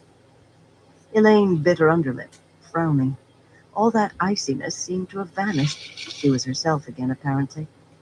Finally, she said, we would never have gone to the inn without Master Coffin, so we'd never have met the remarkable Mistress Anand or been taken to this circle. So if the circle does lead us to the bowl, we have to say he was the root cause. Matt Coffin. His name boiled in her head. Nynaeve stumbled over her own feet and let go of her braid to lift her skirts. The alley was hardly as smooth as a paved square, much less a palace floor. At times, Elaine in a taking was better than Elaine thinking clearly. Remarkable, she muttered. I'll remarkable her till her eyes cross. No one has ever treated us this way, Elaine. Not even people who doubted. Not even the sea folk. Most people would step wary if a 10-year-old said she was Aes Sedai. Most people don't really know what an Aes Sedai's face looks like, Nynaeve. I think she went to the tower once. She knows things she couldn't otherwise. Nynaeve snorted, glowering at the back of the woman striding ahead. Satala Anan might have been to the tower 10 times, 100, but she was going to acknowledge Nynaeve Almira as Aes Sedai, and apologize, and learn what it was like to be hauled about by her ear, too. Mistress Anan glanced back, and Nynaeve flashed her a rigid smile, nodded as if her neck was a hinge. Elaine, if these women do know where the bowl is, we don't have to tell Matt how we found it. That was not quite a question. I don't see why, Elaine replied, then dashed all her hopes by adding, but I'll have to ask Avienda to be sure. If she had not thought the Anan woman might abandon them on the spot, Nynaeve would have screamed. The wandering alley gave way to a street, and there was no talking then to amount to anything. The sun's thin rim glared blindingly above the rooftops ahead. Elaine shaded her eyes with one hand very ostentatiously. Nynaeve refused to. It was not that bad. She barely had to squint at all, really. A clear blue sky mocked her weather sense. That still told her a storm was right on top of the city. Even this early, a few brightly lacquered coaches were about in the winding streets, and a double fistful of brighter sedan chairs, 2 or sometimes 4 barefoot bearers in green and red striped vests to each, trotting because they carried passengers, hidden behind the grilled wooden screens. Carts and wagons rumbled over the paving stones, and people began to fill the streets as shop doors opened and awnings went up, vested apprentices hurrying on errands, and men with great rolled carpets balanced on their shoulders, tumblers and jugglers and musicians readying themselves at likely corners, and hawkers with their trays of pins or ribbons or shabby fruit. The open-sided fish and meat markets had long since been in full cry. All the fishmongers were women, and most of the butchers, too, except those dealing in beef. Dodging through the crowds, past the coaches and sedan chairs and wagons that seemed to think they had no reason to slow, Mistress Anand set a fast pace to make up for interruptions. There were plenty of those. She seemed to be a well-known woman, hailed by shopkeepers and craftsmen and other innkeepers standing in their doorways. The shopkeepers and craftsmen received a few words, a pleasant nod, but she always stopped to chat a moment with the innkeepers. After the first, Nynaeve wished fervently that she would not again. After the second, she prayed for it. After the third, she stared straight ahead and tried in vain not to hear. Elaine's face grew tighter and tighter, colder and colder. Her chin rose till it was a wonder she could see to walk. There was a reason, Nynaeve had to admit grudgingly. In Ebu Dar, someone wearing silk might stroll the length of a square, maybe, but no further. Everybody else in sight wore wool or linen, seldom with much embroidery, except for an occasional beggar who had acquired a cast-off silk garment, frayed on every edge and more whole than cloth. She just wished Mistress Anand had chosen some other explanation for why she was leading the pair of them through the streets. She wished she did not have to listen one more time to a tale of 2 flighty girls who had spent all their money on fine clothes to impress a man. Matt came out of it well, burn him. A fine young fellow, if Mr. Sanan had not been married. A beautiful dancer with just a touch of the rogue. All of the women laughed. Not her or Elaine, though. Not the brainless little honey kissers. That was the word she used. Nynaeve could guess what it meant. Honey kissers, penniless from chasing after a man, and their purses full of brass bits and tin to fool fools. Witless loobies, who would have been reduced to beggary or theft had Mr. Sanan not known someone who might give them work in the kitchen. She doesn't have to stop at every inn in the city, Nynaeve growled as she stalked away from the stranded goose. 3 broad stories with an innkeeper who wore large garnets at her ears, despite the humble name. Mr. Sanan hardly even glanced back to see they followed now. Do you realize we'll never be able to show our own faces in any of those places? I suspect that is exactly the point. Every word out of Elaine's mouth was chipped from ice. Nynaeve, if you've sent us running after a wild pig, there's no need to complete the threat. With Brigitte and Avienda to help, and they would, Elaine could make her life miserable until she was satisfied. They will take us right to the bowl, she insisted, flapping her hands to shoo a beggar with a horrible purple scar that obliterated one eye. She could recognize flower paste dyed with blue wort when she saw it. I know they will. Elaine sniffed in an offensively expressive manner. Nynaeve lost count of the number of bridges they crossed, large and small, with barges poling beneath. The sun climbed its own height above the rooftops, then twice. The Anan woman did not follow even so straight a line as she might have. She really did seem to be going out of her way to find inns, but they continued generally east, and Nynaeve thought they must be nearing the river, when the hazel-eyed woman suddenly rounded on them. You watch your tongues now. Speak when you're spoken to and not else. You embarrass me and... With a final frown and a mutter half under her breath that she was probably making a mistake, she jerked her head for them to follow again to a flat-roofed house right opposite.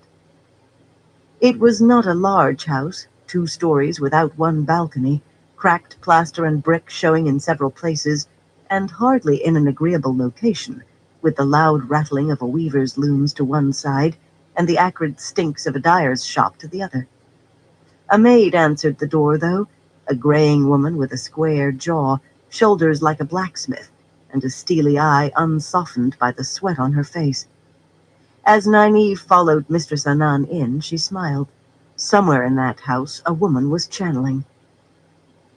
The square-jawed maid obviously knew Setala Anan on sight, but her reaction was odd. She curtsied with a very real respect, yet she was plainly surprised to see her and obviously doubtful about her being there. She almost fluttered before letting them in. Nynaeve and Elaine were greeted with no ambivalence, though. They were shown to a sitting room 1 flight up, and the maid told them firmly, "Don't stir a toe and don't touch anything, or you'll catch the old what for," then vanished. Nynaeve looked at Elaine.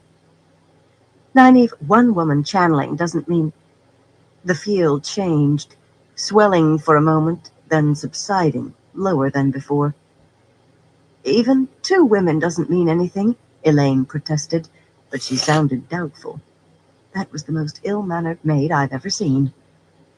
She took a tall-backed red chair, and after a moment Nynaeve sat too, but she perched on the edge. From eagerness, not nerves. Not nerves at all. The room was not grand, but the blue and white floor tiles glistened, and the pale green walls looked freshly painted. No trace of gilt showed anywhere, of course, yet fine carving covered the red chairs arrayed along the walls, and several small tables of a darker blue than the tiles. The lamps hanging from sconces were clearly brass, polished till they shone. Carefully arranged evergreen branches filled the swept hearth, and the lintel above the fireplace was carved, not plain stonework. The carving seemed an odd choice, what people around Abu Dar called the 13 sins. A man with eyes that nearly filled his whole face for envy. A fellow with his tongue hanging to his ankles for gossip. A snarling, sharp-toothed man clutching coins to his chest for greed, and so on. But all in all, it satisfied her very much. Whoever could afford that room could afford fresh plaster outside, and the only reason not to put it up was to keep low, avoiding notice. The maid had left the door open, and suddenly voices coming up the hall drifted through. "I cannot believe you brought them here." The speaker's tone was tight with incredulity and anger. "You know how careful we are, Satala. You know more than you should, and you surely know that." "I'm very sorry, Rihanna," Mr. Sanan answered stiffly. "I suppose I didn't think. I submit myself both to stand surety for these girls' behavior and to your judgment." "Of course not." Rihanna's tone was high with shock now. "That is to say, I mean, you shouldn't have, but Satala, I apologize for raising my voice. Say you forgive me." "You have no reason to apologize, Rihanna." The innkeeper managed to sound rueful and reluctant at the same time. "I did wrong to bring them." "No, no, Satala. I shouldn't have spoken to you so. Please, you must forgive me. Please do." The Anan woman and Rihanna Corley entered the sitting room, and Nynaeve blinked in surprise. From the exchange, she had expected someone younger than Satala Anan, but Rihanna had hair more gray than not, and a face full of what might have been smile lines, though they were creased in worry now. Why would the older woman humble herself so to the younger, and why would the younger allow it, however half-heartedly? Customs were different here, the light knew, some more different than she liked to think about, yet not this much, surely. Of course, she had never gone very far toward being humble with the women's circle back home, but this... Of course, Rihanna could channel. She had expected that. Hoped for it, anyway. But she had not expected the strength. Rihanna was not as strong as Elaine or even Nicola, burn that wretched girl, but she easily equaled Shiriam, say, or Kwamesa, or Kiruna. Not many women possessed so much strength, and for all she herself bettered it by a fair margin, she was surprised to find it here.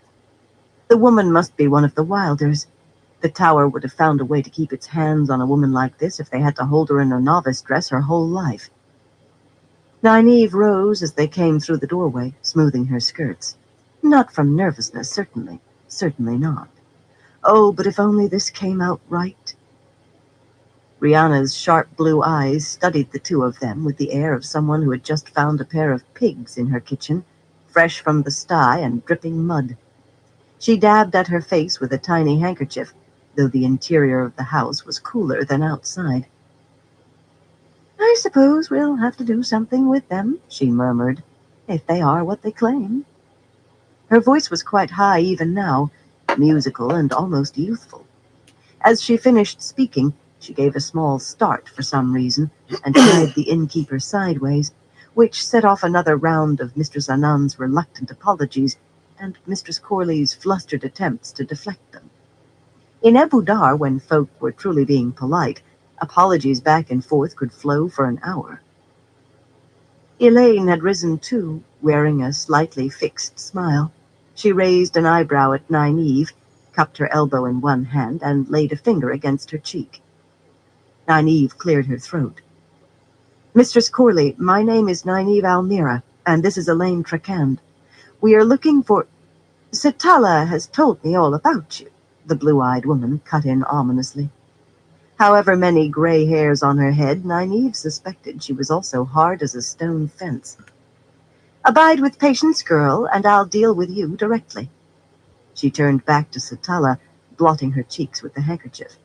Barely suppressed diffidence once more tinged her voice. "Satala, if you will please excuse me, I must question these girls, and—" "Look who is returned after all these years," a short, stout woman in her middle years blurted as she barged into the room, nodding at her companion. Despite her red-belted Ebudari dress and a tanned face that glistened damply, her accents were pure Cairienan. Her equally sweaty companion, in the dark, plainly cut woolens of a merchant, was a head taller, no older than Nynaeve, with dark, tilted eyes, a strongly hooked nose, and a wide mouth. "It's Garinia! She—" The flow of words terminated abruptly in confusion as the stout woman realized others were present. Rihanna clasped her hands as if in prayer, or perhaps because she wanted to hit someone. Beroin, she said with an edge. One day you will run right off a cliff before you see it under your feet. I am sorry, blushing, the Kyrianan lowered her eyes. The Saldean became intent on fiddling with a circle of red stones pinned at her breast. For Nynaeve's part, she gave Elaine a triumphant look. Both newcomers could channel, and Saidar was still being wielded somewhere in the house. Two more, and while Beroin was not very strong, Garinia stood even above Rihanna. She could match Lelaine or Romanda. Not that that mattered, of course, yet this made at least 5. Elaine's chin set stubbornly, but then she sighed and gave a small nod. Sometimes it took the most incredible effort to convince her of anything. Your name is Garinia? Mistress Anand said slowly, frowning at the woman in question. You look very much like someone I met once. Zarya Alceza. Dark tilted eyes blinked in surprise. Plucking a lace-trimmed handkerchief from her sleeve, the Saldean merchant touched her cheeks. That is my grandmother's sister's name, she said after a moment. I'm told I favor her strongly. Was she well when you saw her? She forgot her family completely after she went off to become Aes Sedai. Your grandmother's sister. The innkeeper laughed softly. Of course. She was well when I saw her, but that was a long time ago. I was younger than you are now. Rihanna had been hovering at her side, all but grabbing her elbow, and now she leaped in. Sitala, I truly am sorry, but I really must ask you to excuse us. You will forgive me not showing you to the door? Mistress Anand made her own apologies, as if she was at fault because the other woman could not escort her down, and departed with a last, very dubious look at Nynaeve and Elaine. Sitala, Garinia exclaimed as soon as the innkeeper was gone. That was Sitala Anand? How did she... Light of heaven! Even after 70 years, the tower would... Garinia, Mistress Corley said in an extremely sharp tone. Her stare was sharper still, and the Saldean's face reddened. Since you two are here, we can make up the 3 for questioning. You girls stay where you are and keep silent. That last was for Nynaeve and Elaine. The other women withdrew to a corner in a huddle and began conversing in soft murmurs. Elaine moved nearer Nynaeve. I did not like being treated as a novice when I was a novice. How long do you intend to continue this farce? Nynaeve hissed at her for quiet. I'm trying to listen, Elaine, she whispered. Using the power was out of the question, of course. The 3 would have known on the instant. Fortunately, they wove no barriers, perhaps not knowing how, and sometimes their voices rose just enough. Said they may be wilders, Rihanna said, and shock and revulsion bloomed on the other women's faces. Then we show them the door, Beroin said. The back door. Wilders. I still want to know who this Sitala Anand is, Garinia put in. If you can't keep your mind on the straight, Rihanna told her, perhaps you should spend this turn on the farm. Alice knows how to concentrate a mind wonderfully. Now, the words dropped back to a buzz. Another maid appeared, a slender woman, pretty except for a sullen expression, with a rough gray woolen dress and a long white apron. Setting a green lacquered tray on one of the small tables, she surreptitiously wiped her cheeks with a corner of her apron and began fussing with blue-glazed cups and a matching teapot. Nynaeve's eyebrows rose. This woman could channel too, if not to any high degree. What was she doing as a servant? Garinia glanced over her shoulder and gave a start. What did Daris do to earn penance? I thought fish would sing the day she cracked a rule, much less broke one. Beroin sniffed loudly, but her reply was barely audible. She wanted to marry. She will advance a turn and go with Karila the day after the Feast of the Half-Moon. That will settle for Master Denal. Perhaps you both wish to hoe the fields for Alice? Rihanna spoke dryly, and the voices fell again. Nynaeve felt a rush of exultation. She did not care much for rules, at least for other people's rules. Other people rarely saw the situation as clearly as she and thus made stupid rules. Why should that woman Deris not marry if she wished, for example? But rules and penances spoke of a society. She was right. And another thing. She nudged Elaine until the other woman bent her head. "Beroen's wearing a red belt," she whispered. That indicated a wise woman, one of Ebudar's fabled healers, their care known far and wide as the next best to being healed by an Aes Sedai, curing just about anything. Supposedly it was all done with herbs and knowledge, but how many wise women have we seen, Elaine? How many could channel? How many were Ebudari, or even Altaran? 7, counting Beroen, was the slow answer. And only one, I was sure, was from here. Ha! The others plainly had not been. Elaine took a deep breath, though she went on softly. None had anywhere near these women's strength, though. At least she had not suggested they were mistaken somehow. All of those wise women had been able. Nynaeve, are you really suggesting that the wise women, all the wise women, are... That would be beyond incredible. Elaine, this city has a guild for the men who sweep the squares every night. I think we've just found the ancient muckety-muck sisterhood of wise women. The stubborn woman shook her head. The tower would have had 100 sisters here years ago, Nynaeve. 200. Anything of the sort would have been squashed flat in short order. Maybe the tower doesn't know, Nynaeve said. Maybe the guild keeps low enough that the tower never thought they were worth troubling. There's no law against channeling if you aren't Aes Sedai, only against claiming to be Aes Sedai or misusing the power, or bringing discredit. That meant doing anything that might possibly cast a bad light on real Aes Sedai should anyone happen to think you were one, which was going pretty far to her way of thinking. The real trouble, though, was that she did not believe it. The tower seemed to know everything, and they probably would break up a quilting circle if the women in it could channel. Yet there had to be some explanation for... Only half aware, she felt the true source being embraced, but suddenly she became very aware. Her mouth fell open as a flow of air snared her braid right at the base of her skull and ran her across the room on her toes.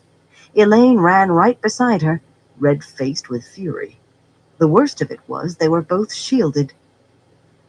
The short run ended when they were allowed to settle their heels in front of Mistress Corley and the other two, all three seated against the wall in red chairs, all surrounded by the glow of Saidar. "You were told to be quiet," Rihanna said firmly. "If we decide to help you, you will have to learn that we expect strict obedience no less than the White Tower itself." She imbued those last words with a tone of reverence. "I will tell you that you would have been treated more gently if you had not come to us in this irregular fashion." The flow gripping Nynaeve's braid vanished. Elaine tossed her head angrily as she was released. Appalled astonishment became fiery outrage as Nynaeve realized that Beroen held her shield. Most Aes Sedai she had met stood above Beroen, nearly all. Gathering herself, she strained to reach the source, expecting the weaves to shatter. She would at least show these women she would not be... The weaves stretched. The round Kyrianan woman smiled, and Nynaeve's face darkened. The shield stretched further, further, bulging like a ball. It would not break. That was impossible. Anyone could block her from the source if they caught her by surprise, of course, and someone weaker could hold the shield once woven, but not this much weaker. And a shield did not bend that far without breaking. It was impossible. "You could burst a blood vessel if you keep at that," Beroen said, almost companionably. "We do not try to reach above our station, but skills are honed with time, and this was always nearly a talent with me. I could hold one of the Forsaken." Scowling, Nynaeve gave over. She could wait. Since she had no choice, she could. Deris came bearing her tray, distributing cups of dark tea to the three seated women. She never so much as glanced at Nynaeve or Elaine before making a perfect curtsy and returning to her table. "We could have been drinking blueberry tea, Nynaeve," Elaine said, shooting such a look at her that she came close to stepping back. "Maybe it would be best not to wait too long." "Be quiet, girl." Mistress Corley's tone might be calm, but she patted her handkerchief to her face angrily. Our report of you says you both are froward and contentious, that you chase after men and lie, to which I add that you cannot follow simple instructions, all of which must change if you seek our help. All of it. This is most irregular. Be grateful we're willing to speak to you. We do seek your help, Nynaeve said. She wished Elaine would stop glaring so. It was worse than the Corley woman's hard stare. Well, as bad, anyway. We desperately need to find a Terangrial. Rihanna Corley broke in as if she'd been standing there silent. Usually we know the girls brought to us beforehand, but we must make certain you are what you say. How many doors to the tower library may a novice use, and which? She took a sip of tea, waiting. 2. The word dripped venom from Elaine's mouth. The main door to the east when a sister sends her, or the small door at the southwest corner called the novice door when she goes for herself. How long, Nynaeve? Garinia, who held Elaine's shield, channeled another slender flow of air, not gently. Elaine quivered, then again, and Nynaeve winced, wondering that she did not grab at the back of her skirt. A civil tongue is another requirement, Garinia murmured wryly into her cup. That is the right answer, Mistress Corley said, as if nothing else had happened, although she did eye the Saldaean woman briefly over her tea. Now, how many bridges in the water garden? 3, Nynaeve snapped, mainly because she knew. She had not known about the library, having never been a novice. We need to know. Barrowin could not spare anything to channel a flow of air, but Mistress Corley could, and did. Barely keeping her face smooth, Nynaeve knotted her hands in her skirts to hold them still. Elaine had the gall to give her a small, chilly smile. Chilly, but satisfied. A dozen more questions hammered at them, from how many floors the novice quarters contained, 12, to under what circumstances a novice was allowed into the hall of the tower. To carry messages, or to be expelled from the tower for a crime, no others. Hammered without Nynaeve getting in more than 2 words, and those 2 answered silently by the horrible Corley woman. She began to feel like a novice in the hall. They were not allowed to speak a word either. That was one of the few answers she knew, but luckily Elaine responded promptly when she did not. Nynaeve might have done better had they asked about accepted. A little better at least, but it was what a novice should know that interested them. She was just glad Elaine was willing to go along, though by her pale cheeks and raised chin, that could not last much longer. I suppose Nynaeve was really there, Rihanna said finally, exchanging glances with the other 2. If Elaine taught her to pass, I think she would have done a better job. Some people live in perpetual fog. Garinia sniffed, then nodded slowly. Barrowin's nod came entirely too promptly for Nynaeve's liking. Please, she said politely. She could be polite when there was reason, whatever anyone said. We truly need to find the Terangrial the sea folk call the Bowl of the Winds. It's in a dusty old storeroom somewhere in the Rahad, and I think your guild, your circle, must know where. Please help us. 3 suddenly stony faces stared at her. There is no guild, Mistress Corley said coolly. Only a few friends who found no place in the White Tower.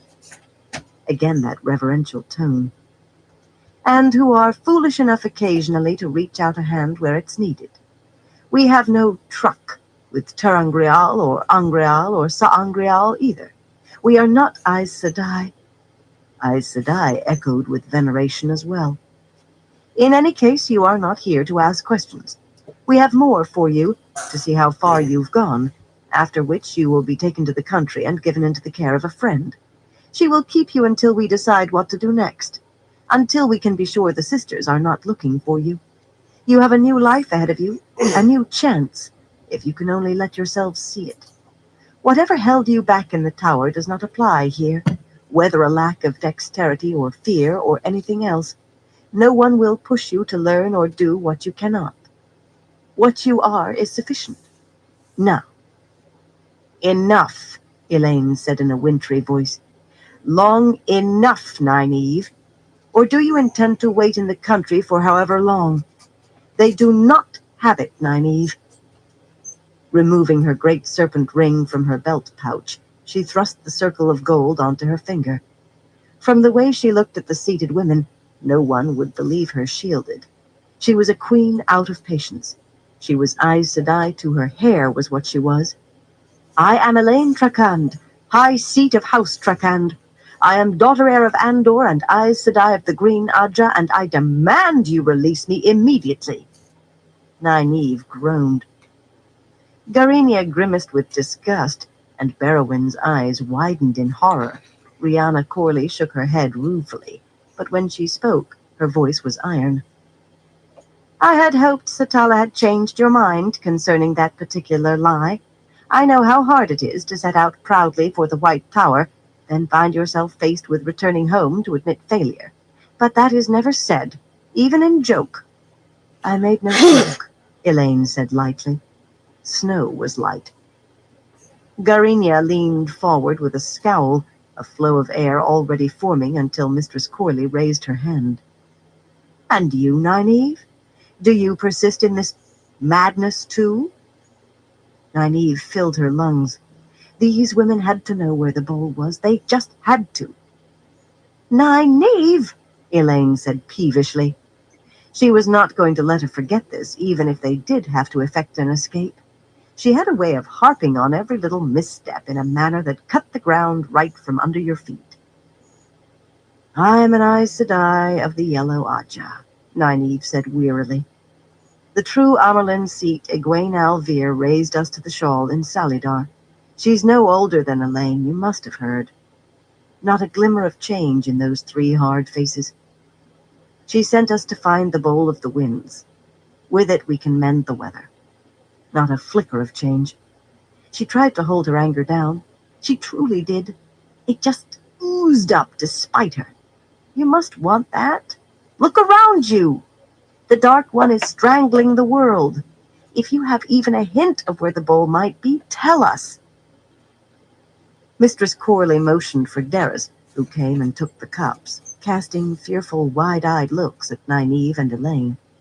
When she scurried away, out of the room in fact, the three women stood slowly, standing like grim magistrates pronouncing sentence. I regret that you will not accept our help, Mistress Corley said coldly. I regret this whole affair. Reaching into her pouch, she pressed 3 silver marks into Nynaeve's hand, and another 3 into Elaine's. These will take you a little way. You can also get something for those dresses, I should think, if not what you paid. Those are hardly suitable garments for a journey. By tomorrow's sunrise, you will be gone from Ebudar. We aren't going anywhere, Nynaeve told her. Please, if you know... She might as well have kept silent. The measured flow of words did not slow. At that time, we will begin circulating your descriptions, and we will make certain they reach the sisters in the Tarasin Palace. If you are seen after sunrise, we will see that the sisters know where you are, and the White Cloaks as well. Your choice then will be to run, surrender to the sisters, or die. Go, do not return, and you should live long if you give over this repulsive and dangerous ruse. We are done with you. Barrowyn, see to them, please. Brushing between them, she went from the room without looking back. Sullenly, Nynaeve let herself be herded down to the front door. A struggle would not achieve anything except maybe being thrown out bodily, but she did not like giving up. She did not. Elaine marched, frozen determination to leave and be done shining in every line of her. In the small entry hall, Nynaeve decided to try once more. Please, Garinia, Barrowyn, if you have any hint, tell us. Any clue at all. You must see how important this is. You must. The blindest are those who keep their eyes shut, Elaine quoted, not quite under her breath. Barrowyn hesitated, but not Garinia. She put her face right in Nynaeve's. Do you think we're fools, girl? I'll tell you this. If I had my way, we would bundle you out to the farm no matter what you say. A few months of Elise's attentions, and you'd learn to guard your tongue and be grateful for the help you spit on. Nynaeve considered hitting her on the nose. She did not need Saidar to use her fist. Garinia, Berwin said sharply, apologize. We do not hold anyone against her will, and you know it well. Apologize immediately. And wonder of wonders, the woman who would have stood very close to the top had she been Aes Sedai looked sideways at the woman who would have stood near the bottom and blushed crimson. I ask forgiveness, Garinia mumbled at Nynaeve. My temper gets the better of me sometimes, and I say what I have no right to. I humbly ask forgiveness. Another sidelong glance at Berwin, who nodded, producing a sigh of open relief. While Nynaeve was still gaping, the shields were released, and she and Elaine were pushed into the street, the door slamming shut behind them. Chapter 24. The Kin. Incredible, Rihanna thought, watching from a window as the two strange girls vanished down the street among the tradesmen and beggars and occasional sedan chairs. She had returned to the meeting room as soon as the pair was escorted from it.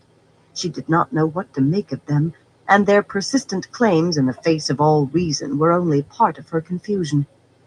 They did not perspire, Berwin whispered at her shoulder. Yes? She would have arranged for the news to reach the Tarasin Palace in the next hour if she had not given her word, and if not for the danger. Fear bubbled in her middle, the same panic that had overtaken her after one passage through the silver arches when she went to test for accepted. Just as she had every time it had stirred in the years since, she took a fresh grip on herself. In truth, she did not realize that the fear she might run screaming again had long since conquered any possibility that she would. She prayed that those girls would abandon their insanity. She prayed that if they did not, they were caught far from Ebudar and either kept silent or were not believed. Precautions would have to be taken, safeguards carried out that had not been used in years. Aes Sedai were as near omnipotent as made no difference, though. That she knew in her bones. Eldest, could it be possible that the older of the two really is? We channeled and... Berwin trailed off miserably, but Rihanna did not need to consider, not even setting aside the younger girl. Why would any Aes Sedai pretend to be less? So much less. Besides, any real Aes Sedai would have put them all on their knees begging mercy, not stood there so submissively. We did not channel in front of an Aes Sedai, she said firmly. We broke no rule. Those rules applied to her as strictly as anyone else. The very first was that they were all one, even those set above for a time. How could it have been otherwise when those who were above must eventually step down? Only through movement and change could they remain hidden. But some of the rumors do mention a girl as Amerlin eldest, and she knew... Rebels! Rihanna put into that all the outraged disbelief she felt, that anyone should dare to rebel against the White Tower. It was hardly strange for unbelievable tales to attach to anyone like that. What about Logain and the Red Aja? Garinia demanded, and Rihanna fixed her with a stare. The woman had gotten herself another cup of tea before coming back up, and she managed to sip defiantly. Whatever the truth, Garinia, it is not our place to criticize anything Aes Sedai might do. Rihanna's mouth tightened. That hardly squared with what she felt toward the rebels, but how could any Aes Sedai do such a thing? The Saldean bent her neck in acquiescence, though, and perhaps to hide the sullen twist of her mouth. Rihanna sighed. She herself had given up dreams of the Green Aja long, long ago, but there were those like Berwin who believed, secretly they thought, that somehow they might one day return to the White Tower, somehow yet become Aes Sedai. And then there were women like Garinia, almost as poor at keeping their wishes secret, though those wishes were 10 times as forbidden. They actually would have accepted Wilders and even gone out to find girls who could be taught. Garinia was not done. She always skirted the edges of discipline and frequently stepped over. What of this Setala Anan, then? Those girls know about the circle. The Anan woman must have told them, though how she knows... She shuddered, in a way that would have been entirely too ostentatious for most others, but she had never been able to conceal her emotions, even when she should. Whoever betrayed us to her must be found, and her betrayal punished too. She's an innkeeper, and she must be taught to guard her tongue. Berowyn gasped, wide-eyed with shock, and dropped into a chair so hard she nearly bounced. "Remember who she is, Garinia," Rihanna said sharply. "If Satala had betrayed us, we would be crawling to Tar Valon, begging forgiveness the whole way." When she first came to Ebudar, she'd been told the story of a woman made to crawl to the White Tower, and nothing she had seen since of Aes Sedai made her question it in the least. She has kept the few secrets she knows from gratitude, and I doubt that has faded. She would have died in her first childbirth if the kin had not helped her. What she knows comes from careless tongues, when it was thought she could not hear, and the owners of those tongues were punished more than 20 years ago. Still, she wished there was some way she could bring herself to ask Satala to be more circumspect. She must have spoken carelessly in front of those girls. The woman bowed her head again, but her mouth was set stubbornly. At least part of this turn, Rihanna decided, Garinia would spend at the retreat, and she would have special instructions to relay with her own stubborn mouth. Alice seldom required more than a week to make a woman decide stubbornness did not pay. Before she could inform Garinia, though, Darris was curtsying in the doorway, announcing Sarenya Vostovan. As usual, Sarenya swept right in before Rihanna could say to admit her. In some ways, the strikingly handsome woman made Garinia appear supple, despite keeping the form of every rule exactly.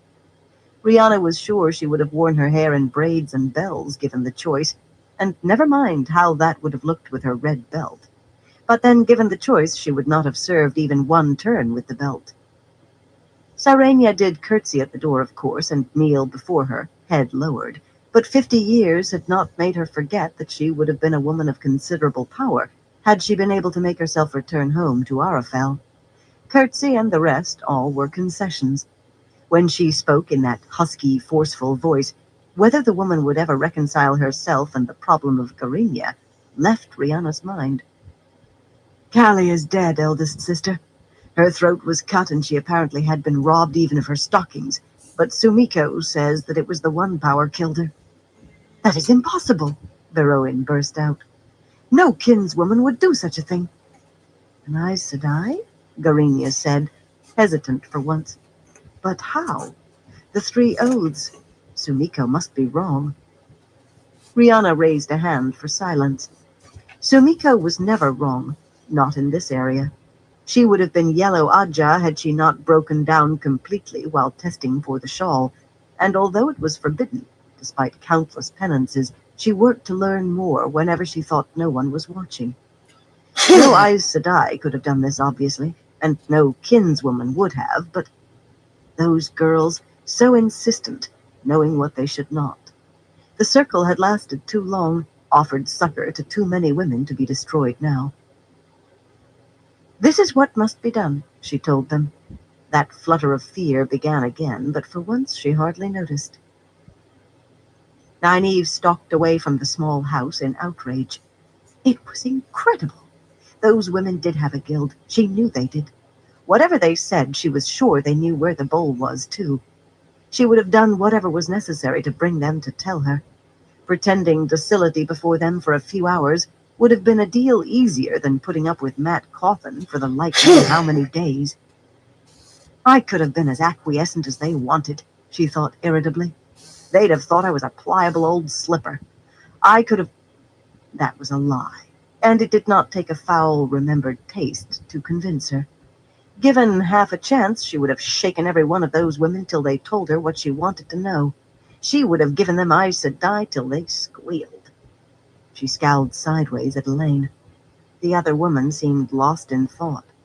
Nynaeve wished she did not know what the other woman was thinking about. A wasted morning, and not far short of complete humiliation. She did not like being in the wrong. She was not yet used to admitting she was, really. And now she was going to have to apologize to Elaine. She truly hated apologizing. Well, it would be bad enough back in their rooms. With Brigitta and Avienda still out, it was to be hoped. She was not about to begin in the street, with who knew who streaming by. The throng had thickened, though the sun hardly seemed much higher through the wheeling clouds of seabirds that cried overhead. Finding their way was not easy, after all those twists and turns. Nynaeve had to ask directions half a dozen times, while Elaine stared in another direction, pretending indifference. She stalked across bridges, ducked around wagons and carts, jumped out of the way of racing sedan chairs that wove through the crowds, wished Elaine would say something. Nynaeve knew how to nurse a grudge, and the longer she herself kept silent, the worse it was when she spoke. So the longer Elaine walked without speaking, the darker became the image in her mind of how it was going to be back in their rooms. That made her furious. She had admitted she was wrong, if only to herself.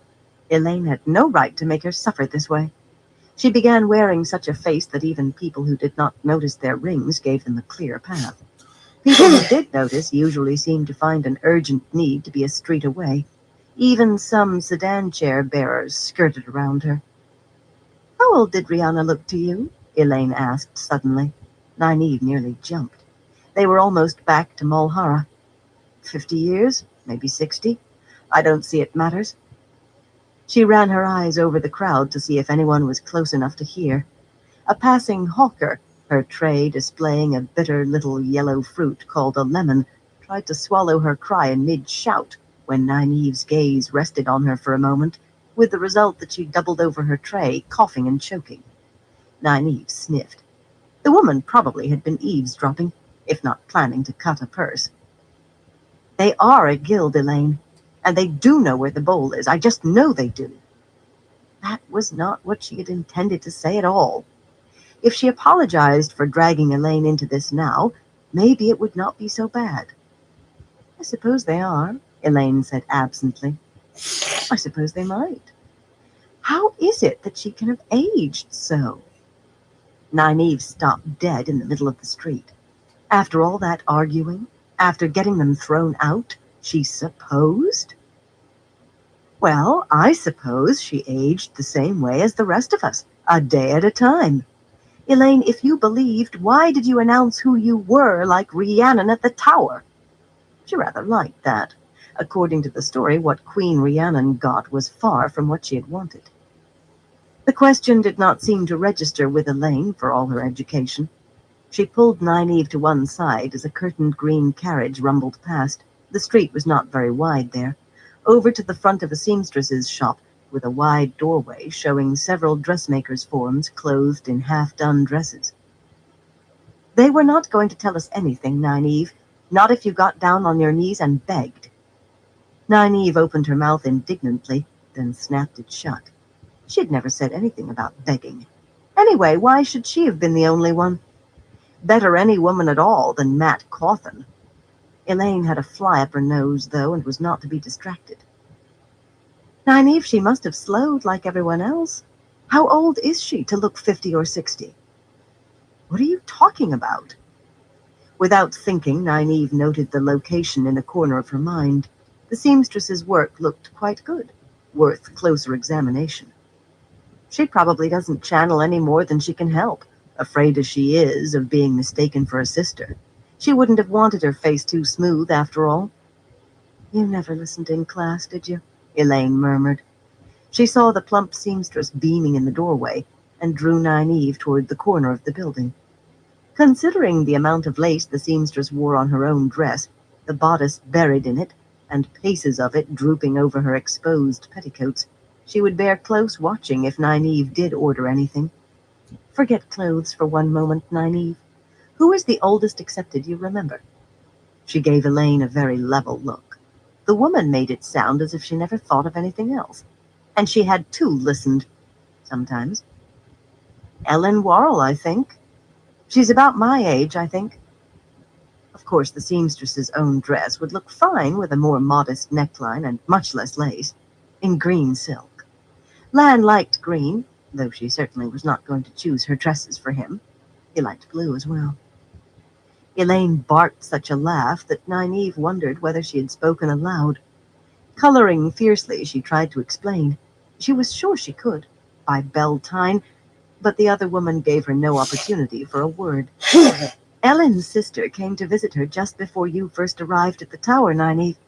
Her younger sister. The woman had gray hair. Well, some of it was. She must have been over 40, Nynaeve. Ellen Worrell was past 40? But what are you saying, Elaine? No one was close enough to listen, and no one seemed to be giving them a second glance, except the still hopeful seamstress. But Elaine lowered her voice to a whisper. We slow, Nynaeve. Somewhere between 20 and 25, we begin aging more slowly. How much depends on how strong we are, but when doesn't. Any woman who can channel does it. Takima said she thought it was the beginning of achieving the ageless look, though I don't think anyone has ever reached that until they've worn the shawl at least a year or two, sometimes 5 or more. Think. You know any sister with gray hair is old, even if you aren't supposed to mention it. So if Rihanna slowed, and she must have, how old is she? Nynaeve did not care how old Rihanna was. She wanted to cry. No wonder everyone refused to believe her age. It explained why the women's circle back home had looked over her shoulder as if unsure she was old enough to be trusted fully. Achieving a sister's ageless face was all very well, but how long before she had her gray hairs? Blinking, she turned away angrily, and something struck her a glancing blow on the back of the head. Staggering, she rounded on Elaine in astonishment. Why had the woman hit her? Only Elaine lay in a heap, eyes closed and a nasty purple lump rising on her temple. Groggily, Nynaeve fell to her knees and gathered her friend into her arms. Your friend must be taken ill, a long-nosed woman said, kneeling beside them, careless of a yellow dress that showed far too much bosom, even by Ebudari standards. Let me help. A tall fellow, handsome in his embroidered silk vest, except for a rather oily grin, bent to take Nynaeve's shoulders. Here, I have a carriage. We'll take you somewhere more comfortable than a paving stone. Go away, Nynaeve told them politely. We don't need your help. The man kept trying to raise her to her feet, though, to guide her toward a red carriage, where a startled-appearing woman in blue beckoned vigorously. The long-nosed woman actually tried to lift Elaine, thanking the man for his help, and chattering how his carriage sounded a fine idea. A crowd of onlookers seemed to have gathered out of air in a semicircle, women murmuring sympathy about fainting from the heat, men offering to help carry the ladies. A scrawny fellow, bold as you please, reached for Nynaeve's purse almost right under her nose. Her head still swam enough to make embracing Saidar difficult, but if all those nattering folk had not fueled her temper, what she saw lying in the street would have. An arrow with a blunt stone. Battery low. Battery 10%. She channeled, and the scrawny cut-purse doubled over, clutching himself and squealing like a pig in briars. Another flow, and the long-nosed woman fell over backward with a shriek twice as high. The man in the silk vest apparently decided they did not need his help after all, because he turned and ran for the carriage, but she gave him a dose anyway. He out-bellowed any outraged bull as the woman in the carriage hauled him in by his vest. Thank you, but we don't need any help, Nynaeve shouted, politely. Few remained to hear. Once it became clear that the one power was being used, and folk suddenly leaping about and yelling for no visible cause made it clear enough to most, they hurried elsewhere. The long-nosed woman gathered herself up and actually jumped onto the back of the red carriage, clinging precariously as the dark-vested driver whipped the horses away through the crowd, people leaping aside. Even the cut-purse hobbled off as fast as he could. Nynaeve could not have cared less had the earth opened and swallowed the whole lot. Chest aching, she ran fine flows of wind and water, earth, fire, and spirit mixed and blended through Elaine. It was a simple weave, no bother despite her faint dizziness, and the result let her breathe again. The bruise was not serious. The bones of Elaine's skull were unbroken. Normally, she would have redirected those same flows into much more complex weaves, the healing she had discovered herself.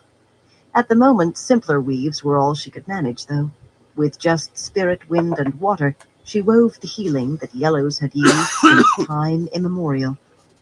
Elaine's eyes shot open wide, and with a gasp that seemed to take all the air in her, she convulsed like a netted trout, slippered heels drumming on the pavement. That only lasted a moment, of course, but in that moment the bruise shrank and vanished. Nynaeve helped her to her feet, and a woman's hand appeared, holding a pewter cup full of water. Even an Aes Sedai might be thirsty after that, the seamstress said. Elaine reached for it, but Nynaeve laid fingers on her wrist. No, thank you. The woman shrugged, and as she turned away, Nynaeve added in a different tone, Thank you. It seemed to come easier the more you said it. She was not sure she liked that. That ocean of lace heaved as the seamstress shrugged again. I make dresses for anyone. I can do better for your coloring than that. She vanished back into her shop. Nynaeve frowned after her. What happened? Elaine demanded. Why wouldn't you let me take a drink? I'm thirsty and hungry. With a last frown for the seamstress, Nynaeve bent to pick up the arrow. The other woman needed no explanations. Saidar shone around her in a flash. Teslin and Jolene? Nynaeve shook her head. The slight wooziness seemed to be fading. She did not think those two would stoop to this. She did not think so. What about Rihanna? She said quietly. The seamstress was back in the doorway, still hopeful. She might want to make sure we leave. Or worse, maybe Garinia.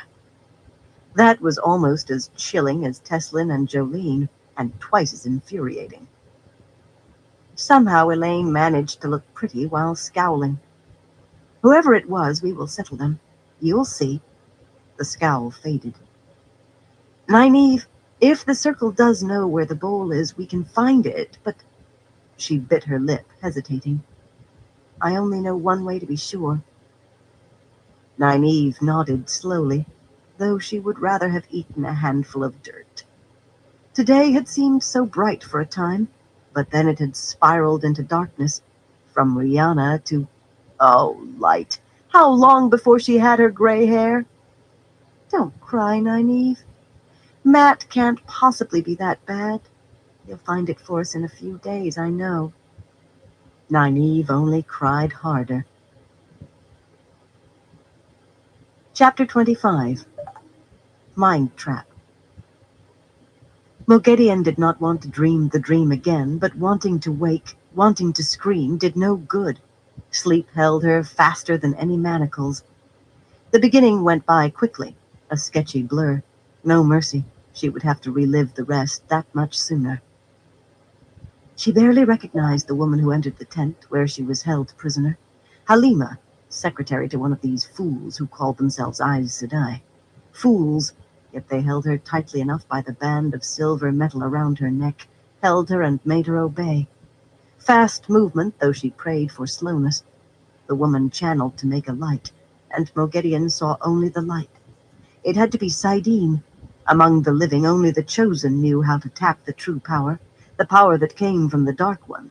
And few were fool enough to, except in direst need. But that was impossible. Blurring quickness. The woman named herself Arangar and called Moghedien by name. She gave summons to the pit of doom and removed the Idam necklace, flinching at pain no woman should have felt. Again, how many times had she done this?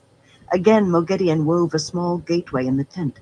She skimmed to give herself time to think in the endless dark, but no sooner did she step onto her platform, like a small enclosed marble balcony complete with a comfortable chair, than she arrived on the black slopes of Sheol Ghul, forever shrouded in twilight, where vents and tunnels emitted steam and smoke and harsh vapors, and a Myrddraal came to her in its dead black garb, like a slug-white eyeless man, but taller, more massive than any other half-man.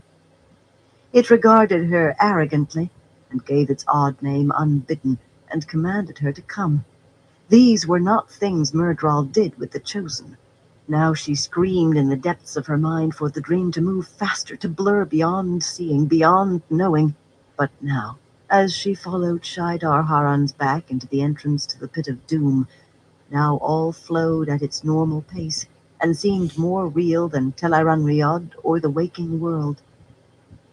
Tears leaked from Mogedian's eyes, down cheeks that already glistened. She twitched on her hard pallet, arms and legs jerking as she fought desperately, futilely, to wake. She was no longer aware that she dreamed. All seemed real. But deep memories remained, and in those depths, instinct shrieked and clawed for escape. She was well familiar with the sloping tunnels ceilinged in stone daggers like fangs, the walls glowing with pale light. Many times she had made this downward journey since the day so long ago when she first came to make obeisance to the great Lord and pledge her soul, but never as now, never with her failure known in all its magnitude. Always before she had managed to hide failures even from the great Lord, many times. Things could be done here that could be done nowhere else. Things could happen here that could happen nowhere else. She gave a start as one of the stone fangs brushed her hair, then gathered herself as best she could. Those spikes and blades still cleared the strange, too-tall Murdral easily, but though it overtopped her by head and shoulders and more, she was forced to move her head around their points now. Reality was clay to the great lord here, and he often made his displeasure known so. A stone tooth struck her shoulder, and she ducked to go under another. There was no longer enough height in the tunnel for her to straighten as she walked. She bent lower, scurrying crouched in the Murdral's wake, trying to get closer. Its stride never changed, but no matter how quickly she scuttled, the interval between them did not lessen. The ceiling descending, the great lord's fangs to rend traitors and fools, and Mogedion dropped to hands and knees, crawling, then flattened to elbows and knees. Light flared and flickered in the tunnel, cast from the entrance to the pit itself just ahead, and Mogedion slithered on her belly, pulled herself along with her hands, pushed with her feet. Stone points dug at her flesh, caught at her dress. Panting, she wriggled the last distance to the sound of ripping wool. Staring back over her shoulder, she shivered convulsively. Where the tunnel mouth should have been stood a smooth stone wall. Perhaps the great lord had timed it all exactly, and perhaps, had she been slower. The ledge on which she lay projected above a black mottled red lake of molten rock, where flames the size of men danced and died and reappeared. Overhead, the cavern rose roofless through the mountain to a sky where wild clouds raced, striated red and yellow and black, as if on the wings of time themselves. It was not the dark clouded sky seen outside on Sheol Ghul. None of that earned a second glance, and not just because she had seen it many times. The bore into the great lord's place of imprisonment was no closer here than anywhere else in the world, but here she could feel it. Here she could bathe in the radiant glory of the great lord. The true power washed around her, so strong here that attempting to channel it would fry her to a cinder. Not that she had any desire to pay the price elsewhere either. She started to push up to her knees, and something struck her between the shoulder blades, driving her down hard onto the stone ledge, crushing the air from her lungs. Stunned, she struggled for breath, then stared back up over her shoulder. The Murdral stood with one massive boot planted firmly on her back. Almost she embraced Saidar, though channeling here without express permission was a good way to die. The arrogance on the slopes above was one thing, but this— "Do you know who I am?" she demanded. "I am Mogedion." That eyeless gaze watched her as it might an insect. She had often seen Murdral look at ordinary humans that way. "Mogedion." That voice inside her head flushed away all thought of the Murdral. It nearly flushed away all thought. Beside this, any human lover's deepest embrace was a drop of water beside the ocean. "How deep is your failure, Mogedion? The chosen are always the strongest, but you let yourself be captured. You taught those who would oppose me, Mogedion." Eyelids fluttering, she fought for coherence. "Great Lord, I taught them only small things, and I fought them as I could. I taught them a supposed way to detect a man channeling."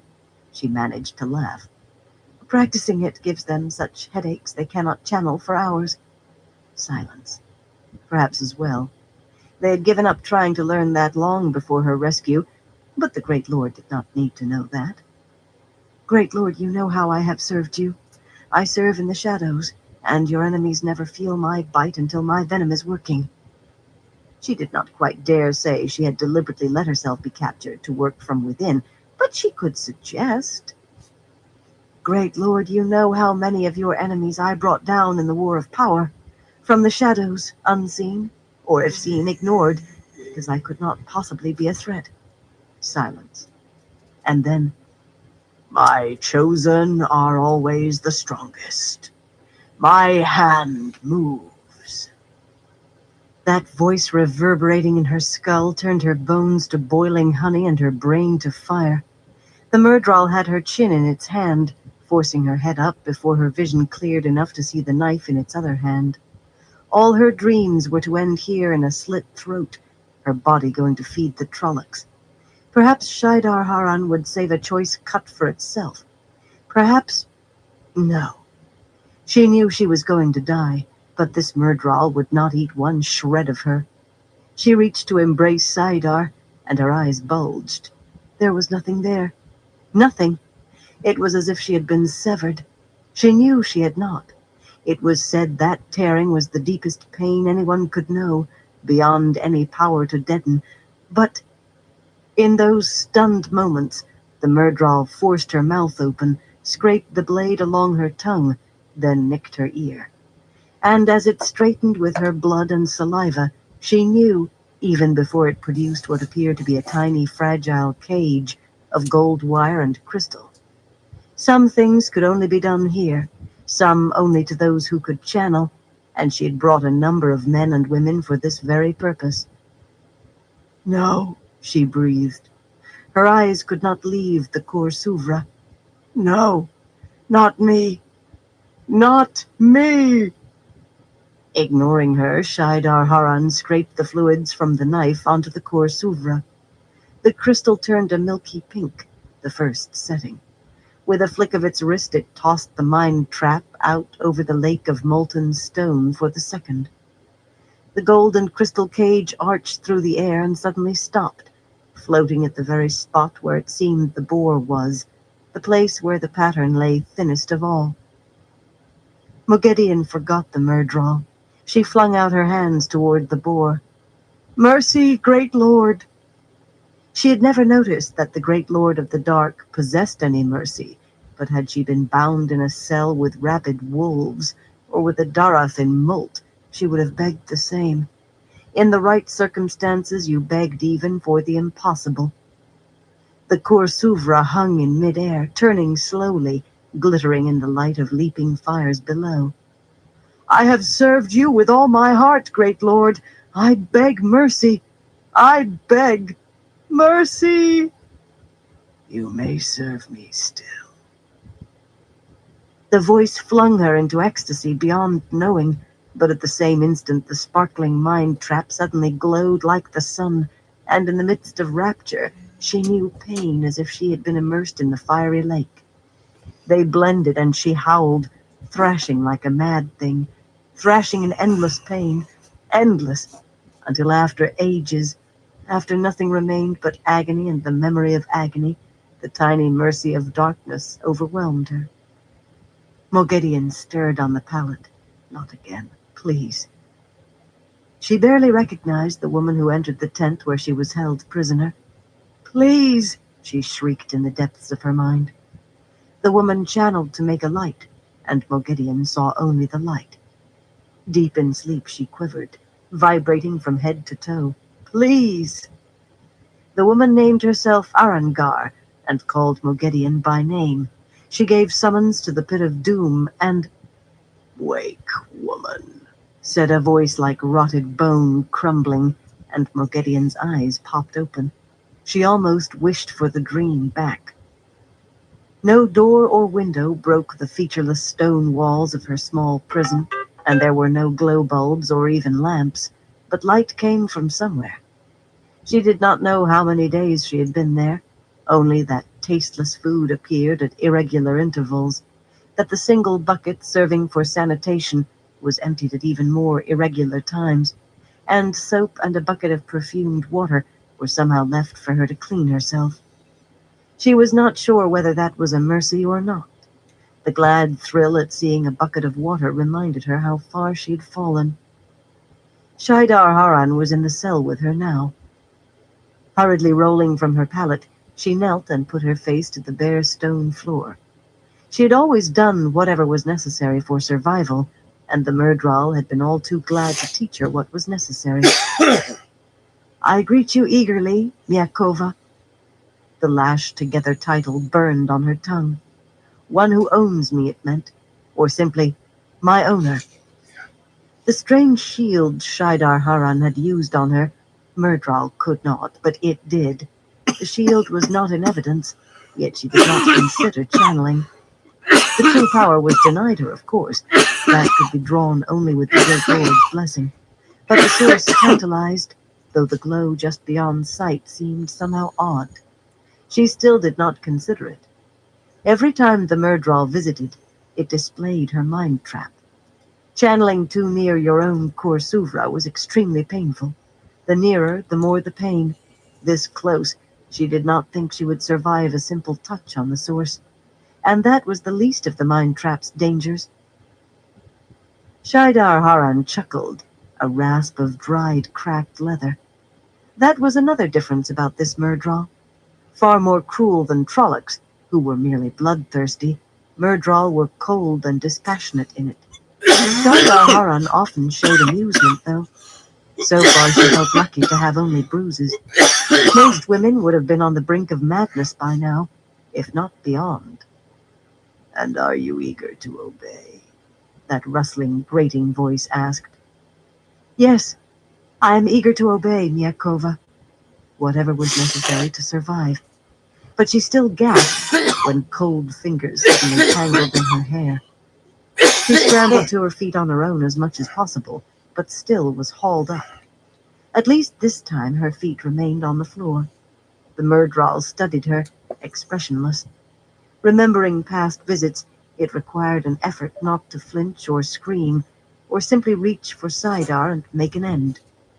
Close your eyes, it told her, and keep them closed until you are commanded to open them. Moghedien's eyes snapped shut. One of Shaidar Haran's lessons had been instant obedience. Besides, with her eyes closed, she could try to pretend that she was somewhere else. Whatever was necessary. Abruptly, the hand in her hair rushed her forward, and she screamed in spite of herself. The Murdral meant to run her into the wall.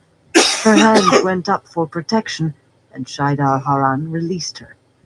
She staggered at least 10 steps, but her cell was not 10 paces corner to corner. Wood smoke. She smelled a faint touch of wood smoke. She kept her eyelids firmly closed, though. She meant to continue with no more than bruises, and as few bruises as possible for as long as she could manage. You can look now, a deep voice said. She did, cautiously. The speaker was a tall, broad-shouldered young man in black boots and breeches and a flowing white shirt unlaced at the top, who watched her with startlingly blue eyes from a deep, cushioned armchair in front of a marble fireplace, where flames danced along long logs. She stood in a wood-paneled room that might have belonged to a wealthy merchant or noble of moderate rank in this time, the furniture lightly carved and touched with gilt, the rugs woven in red and gold arabesques. She did not doubt it was somewhere close by Sheol Ghul, though. It did not have the feel of Telairan Riod, the only other possibility. Swiveling her head hastily, she drew a deep breath. The Murdral was nowhere to be seen. Tight bands of quande seemed to vanish from around her chest. Did you enjoy your time in the vacuole? Moghedien felt icy fingers dig into her scalp. She was no researcher or maker, but she knew that word. She did not even think to ask how a young man of this time did, too. Sometimes there were bubbles in the pattern, though someone like Misana would say that was too simple an explanation. Vacuoles could be entered if you knew how, and manipulated much like the rest of the world. Researchers had often done great experiments in vacuoles, so she vaguely remembered hearing. But they were outside the pattern, really, and sometimes they closed up, or perhaps broke off and drifted away. Even Miss Sana could not say what happened, except that anything in them at the time was gone forever. How long? She was surprised her voice was so steady. She rounded on the young man who sat there showing her white teeth. I said how long? Or don't you know? I saw you arrive. He paused, lifting a silver goblet from the table beside his chair, eyes smiling at her over the rim as he drank. The night before last. She could not hide a relieved gasp. The only reason anyone would want to enter a vacuole was that time flowed differently there, sometimes slower, sometimes faster, sometimes much faster. She would not have been entirely surprised to learn that the great lord had really imprisoned her for 100 years, or 1,000, to emerge into a world already his, to make her way feeding among carrion, while the other chosen stood at the pinnacle. She was still one of the chosen, in her own mind at least, until the great lord himself said she was not. She had never heard of anyone being released once a mind trap was set, but she would find a way. There was always a way for those who were cautious, while those fell who called caution cowardice. She herself had carried a few of that so-called brave sort to Sheol Ghul to be fitted with Corsouvra. Suddenly it occurred to her that this fellow knew a great deal for a friend of the dark, especially one not many years past 20. He swung one leg over an arm of the chair, lounging insolently under her scrutiny. Grandal might have snatched him, if he had any position or power. Only too strong a chin kept him from being pretty enough. She did not think she had ever seen eyes so blue. With his insolence in her very face and what she had had to endure at Shaidar Haran's hands so fresh, with the source calling her and the Murdral gone, she considered teaching this young friend of the dark a sharp lesson. The fact that her clothes were grimy added their part. She herself smelled faintly of the perfume in the wash-water, but she had had no way to clean the rough woolen dress in which she fled Egwene Alvir, with its rips from her journey down to the pit. Prudence prevailed. This room must be close to Sheol Ghul, but barely. What is your name? She demanded. Do you have any idea who you are speaking to? Yes, I do, Mogedion. You may call me Moradin. Mogedion gasped. Not for the name, any fool could call himself Death, but a tiny black fleck, just large enough to see, floated straight across one of those blue eyes and then across the other in the same line. This Moradin had tapped into the true power, and more than once, much more. She knew that some men who could channel survived in this time aside from Althor. This fellow was much of a size with Althor, but she had not expected the great lord to allow one that particular honor. An honor with a bite, as any of the chosen knew. In the long run, the true power was far more addictive than the one power. A strong will could hold down the desire to draw more Saidar or Saidin, but she herself did not believe the will existed strong enough to resist the true power, not once the Sa appeared in your eyes.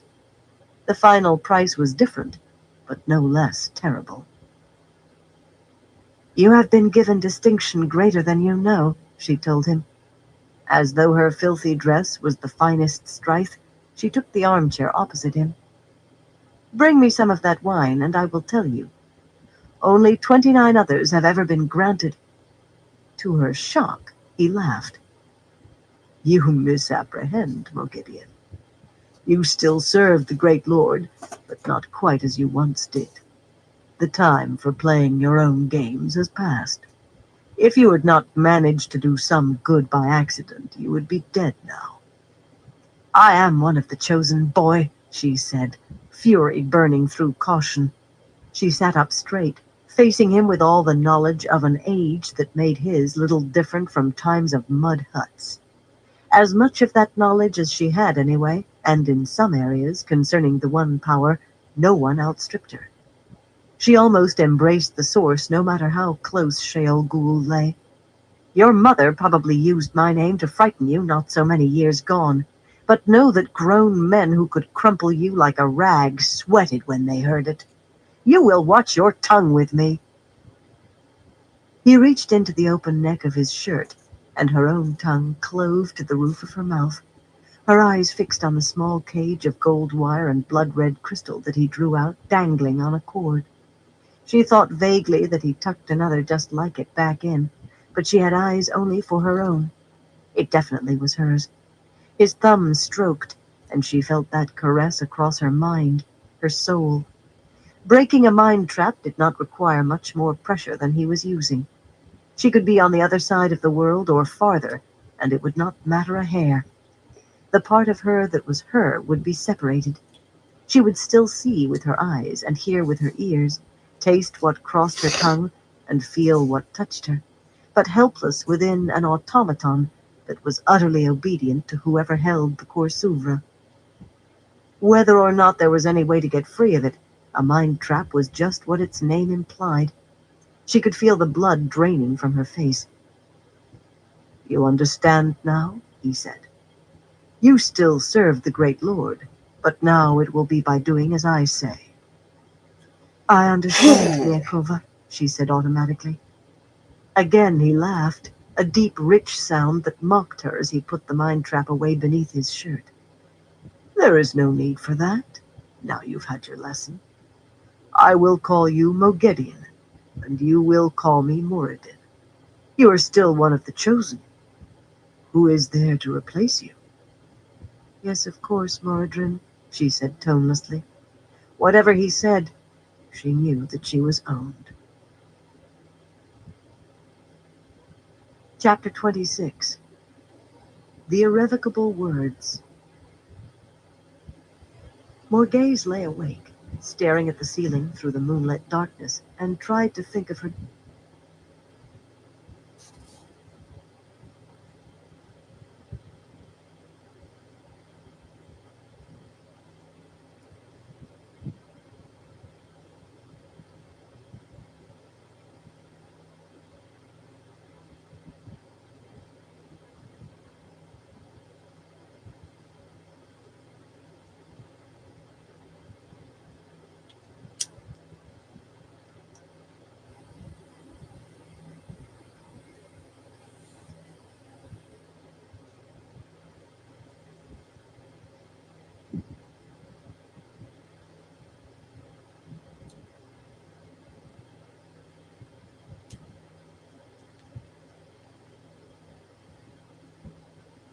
daughter. A single pale linen sheet covered her, but despite the heat, she sweated. Battery low. Battery 10%. Sweat hardly mattered. No matter how many times she bathed, no matter how hot the water, she did not feel clean. Elaine must be safe in the White Tower. At times it seemed years since she could make herself trust Aes Sedai. Yet whatever the paradox, the tower was surely the safest place for Elaine. She tried to think of Gawain. He would be in Tar Valon with his sister, full of his pride for her, so earnest in his desire to be her shield when she needed one. And of Galad. Why would they not let her see him? She loved him as much as if he had come out of her own body, and in so many ways he needed it more than the other two. She tried to think of them. It was difficult to think of anything except wide eyes stared up into the darkness, glistening with unshed tears. She had always thought she was brave enough to do whatever needed doing, to face whatever came. She had always believed she could pick herself up and continue to fight. In one endless hour, without leaving more than a few bruises that were already fading, Radam Asunawa had begun teaching her differently. Eamon Valda had completed her education with one question. The bruise her answer had left on her heart had not faded. She should have gone back to Asunawa herself and told him to do his worst. She should have. She prayed that Elaine was safe. Perhaps it was not fair to hope more for Elaine than for Galad or Gawain, but Elaine would be the next Queen of Andor. The Tower would not miss the chance to put an Aes Sedai on the Lion Throne. If only she could see Elaine, see all her children once more. Something rustled in the dark bedchamber, and she held her breath, fought against trembling. The faint moonlight barely let her make out the bedposts. Valda had ridden north from Amador yesterday, him and Asunawa, with thousands of white cloaks to face the prophet. But if he had come back, if he... A shape in the darkness resolved into a woman, too short for Linny. "I thought you might still be awake," Brianna's voice said softly. "Drink this. It will help." The Kyrianan woman tried to put a silvery cup into Morghese's hand. It gave off a slightly sour smell. "Wait until you're summoned to bring me drink," she snapped, pushing the cup away. Warm liquid spilled onto her hand, onto the linen sheet. "I was almost asleep when you came stamping in," she lied. "Leave me." Instead of obeying, the woman stood looking down at her, face shadowed. Morghese did not like Brianna Taborwin. Whether Brianna truly was nobly born and come down in the world, as she sometimes claimed, or merely a servant who had learned to counterfeit her betters, she obeyed when and as she chose, and let her tongue run entirely too free, as she proved now. "You moan like a sheep," Morghese tracanned. Even kept low, her voice seethed in anger. She set the cup on the small bedside table with a thump. More of the contents splashed onto the tabletop. "Bah! Many others have seen far worse. You are alive. None of your bones are broken. Your wits are whole. Endure. Let the past pass, and go on with your life. You have been so much on edge that the men walk on their toes, even Master Gil. Lamgwin has hardly slept a wink these 3 nights." Morghese flushed with annoyance. Even in Andor, servants did not speak so. She caught the woman's arm in a tight grip, but anxiety warred with displeasure. "They don't know, do they? If they did, they would try to avenge her, rescue her. They would die. Talanvor would die." "Linny and I drape linen over their eyes for you," Brianna sneered, pulling her hand away and flinging it back at her. "If I could save Lamgwin, I would let them know you for the bleating sheep you are. He sees the light made flesh in you. I see a woman without courage to accept the day. I will not let you destroy him with your cowardice." Cowardice? Outrage welled up in Morghese, yet no words came. Her fingers knotted in the sheet. She did not think she could have decided in cold blood to lie with Valda, but had she could have lived with it. She thought she could. Another matter entirely to say yes because she feared facing Asunawa's knotted cords and needles again, feared worse that he would have gotten to eventually. However she had screamed under Asunawa's ministrations, Valda was the one who had showed her the true borders of her courage, so far short of where she had believed. Valda's touch, his bed, could be forgotten with time, but she would never be able to wash the shame of that yes from her lips. Brianna hurled the truth in her face, and she did not know how to reply. She was spared the need by a rush of boots in the outer room. The bedchamber door flung open, and a running man stopped to pace inside. "So you're awake. Good," Talanvor's voice said after a moment, which allowed her heart to start beating again, allowed her to breathe. She tried to release Brianna's hand. She did not remember clasping it, but to her surprise, the woman squeezed once before letting go. "Something is happening," Talanvor went on, striding to the lone window. Standing to one side as if to avoid being seen, he peered into the night.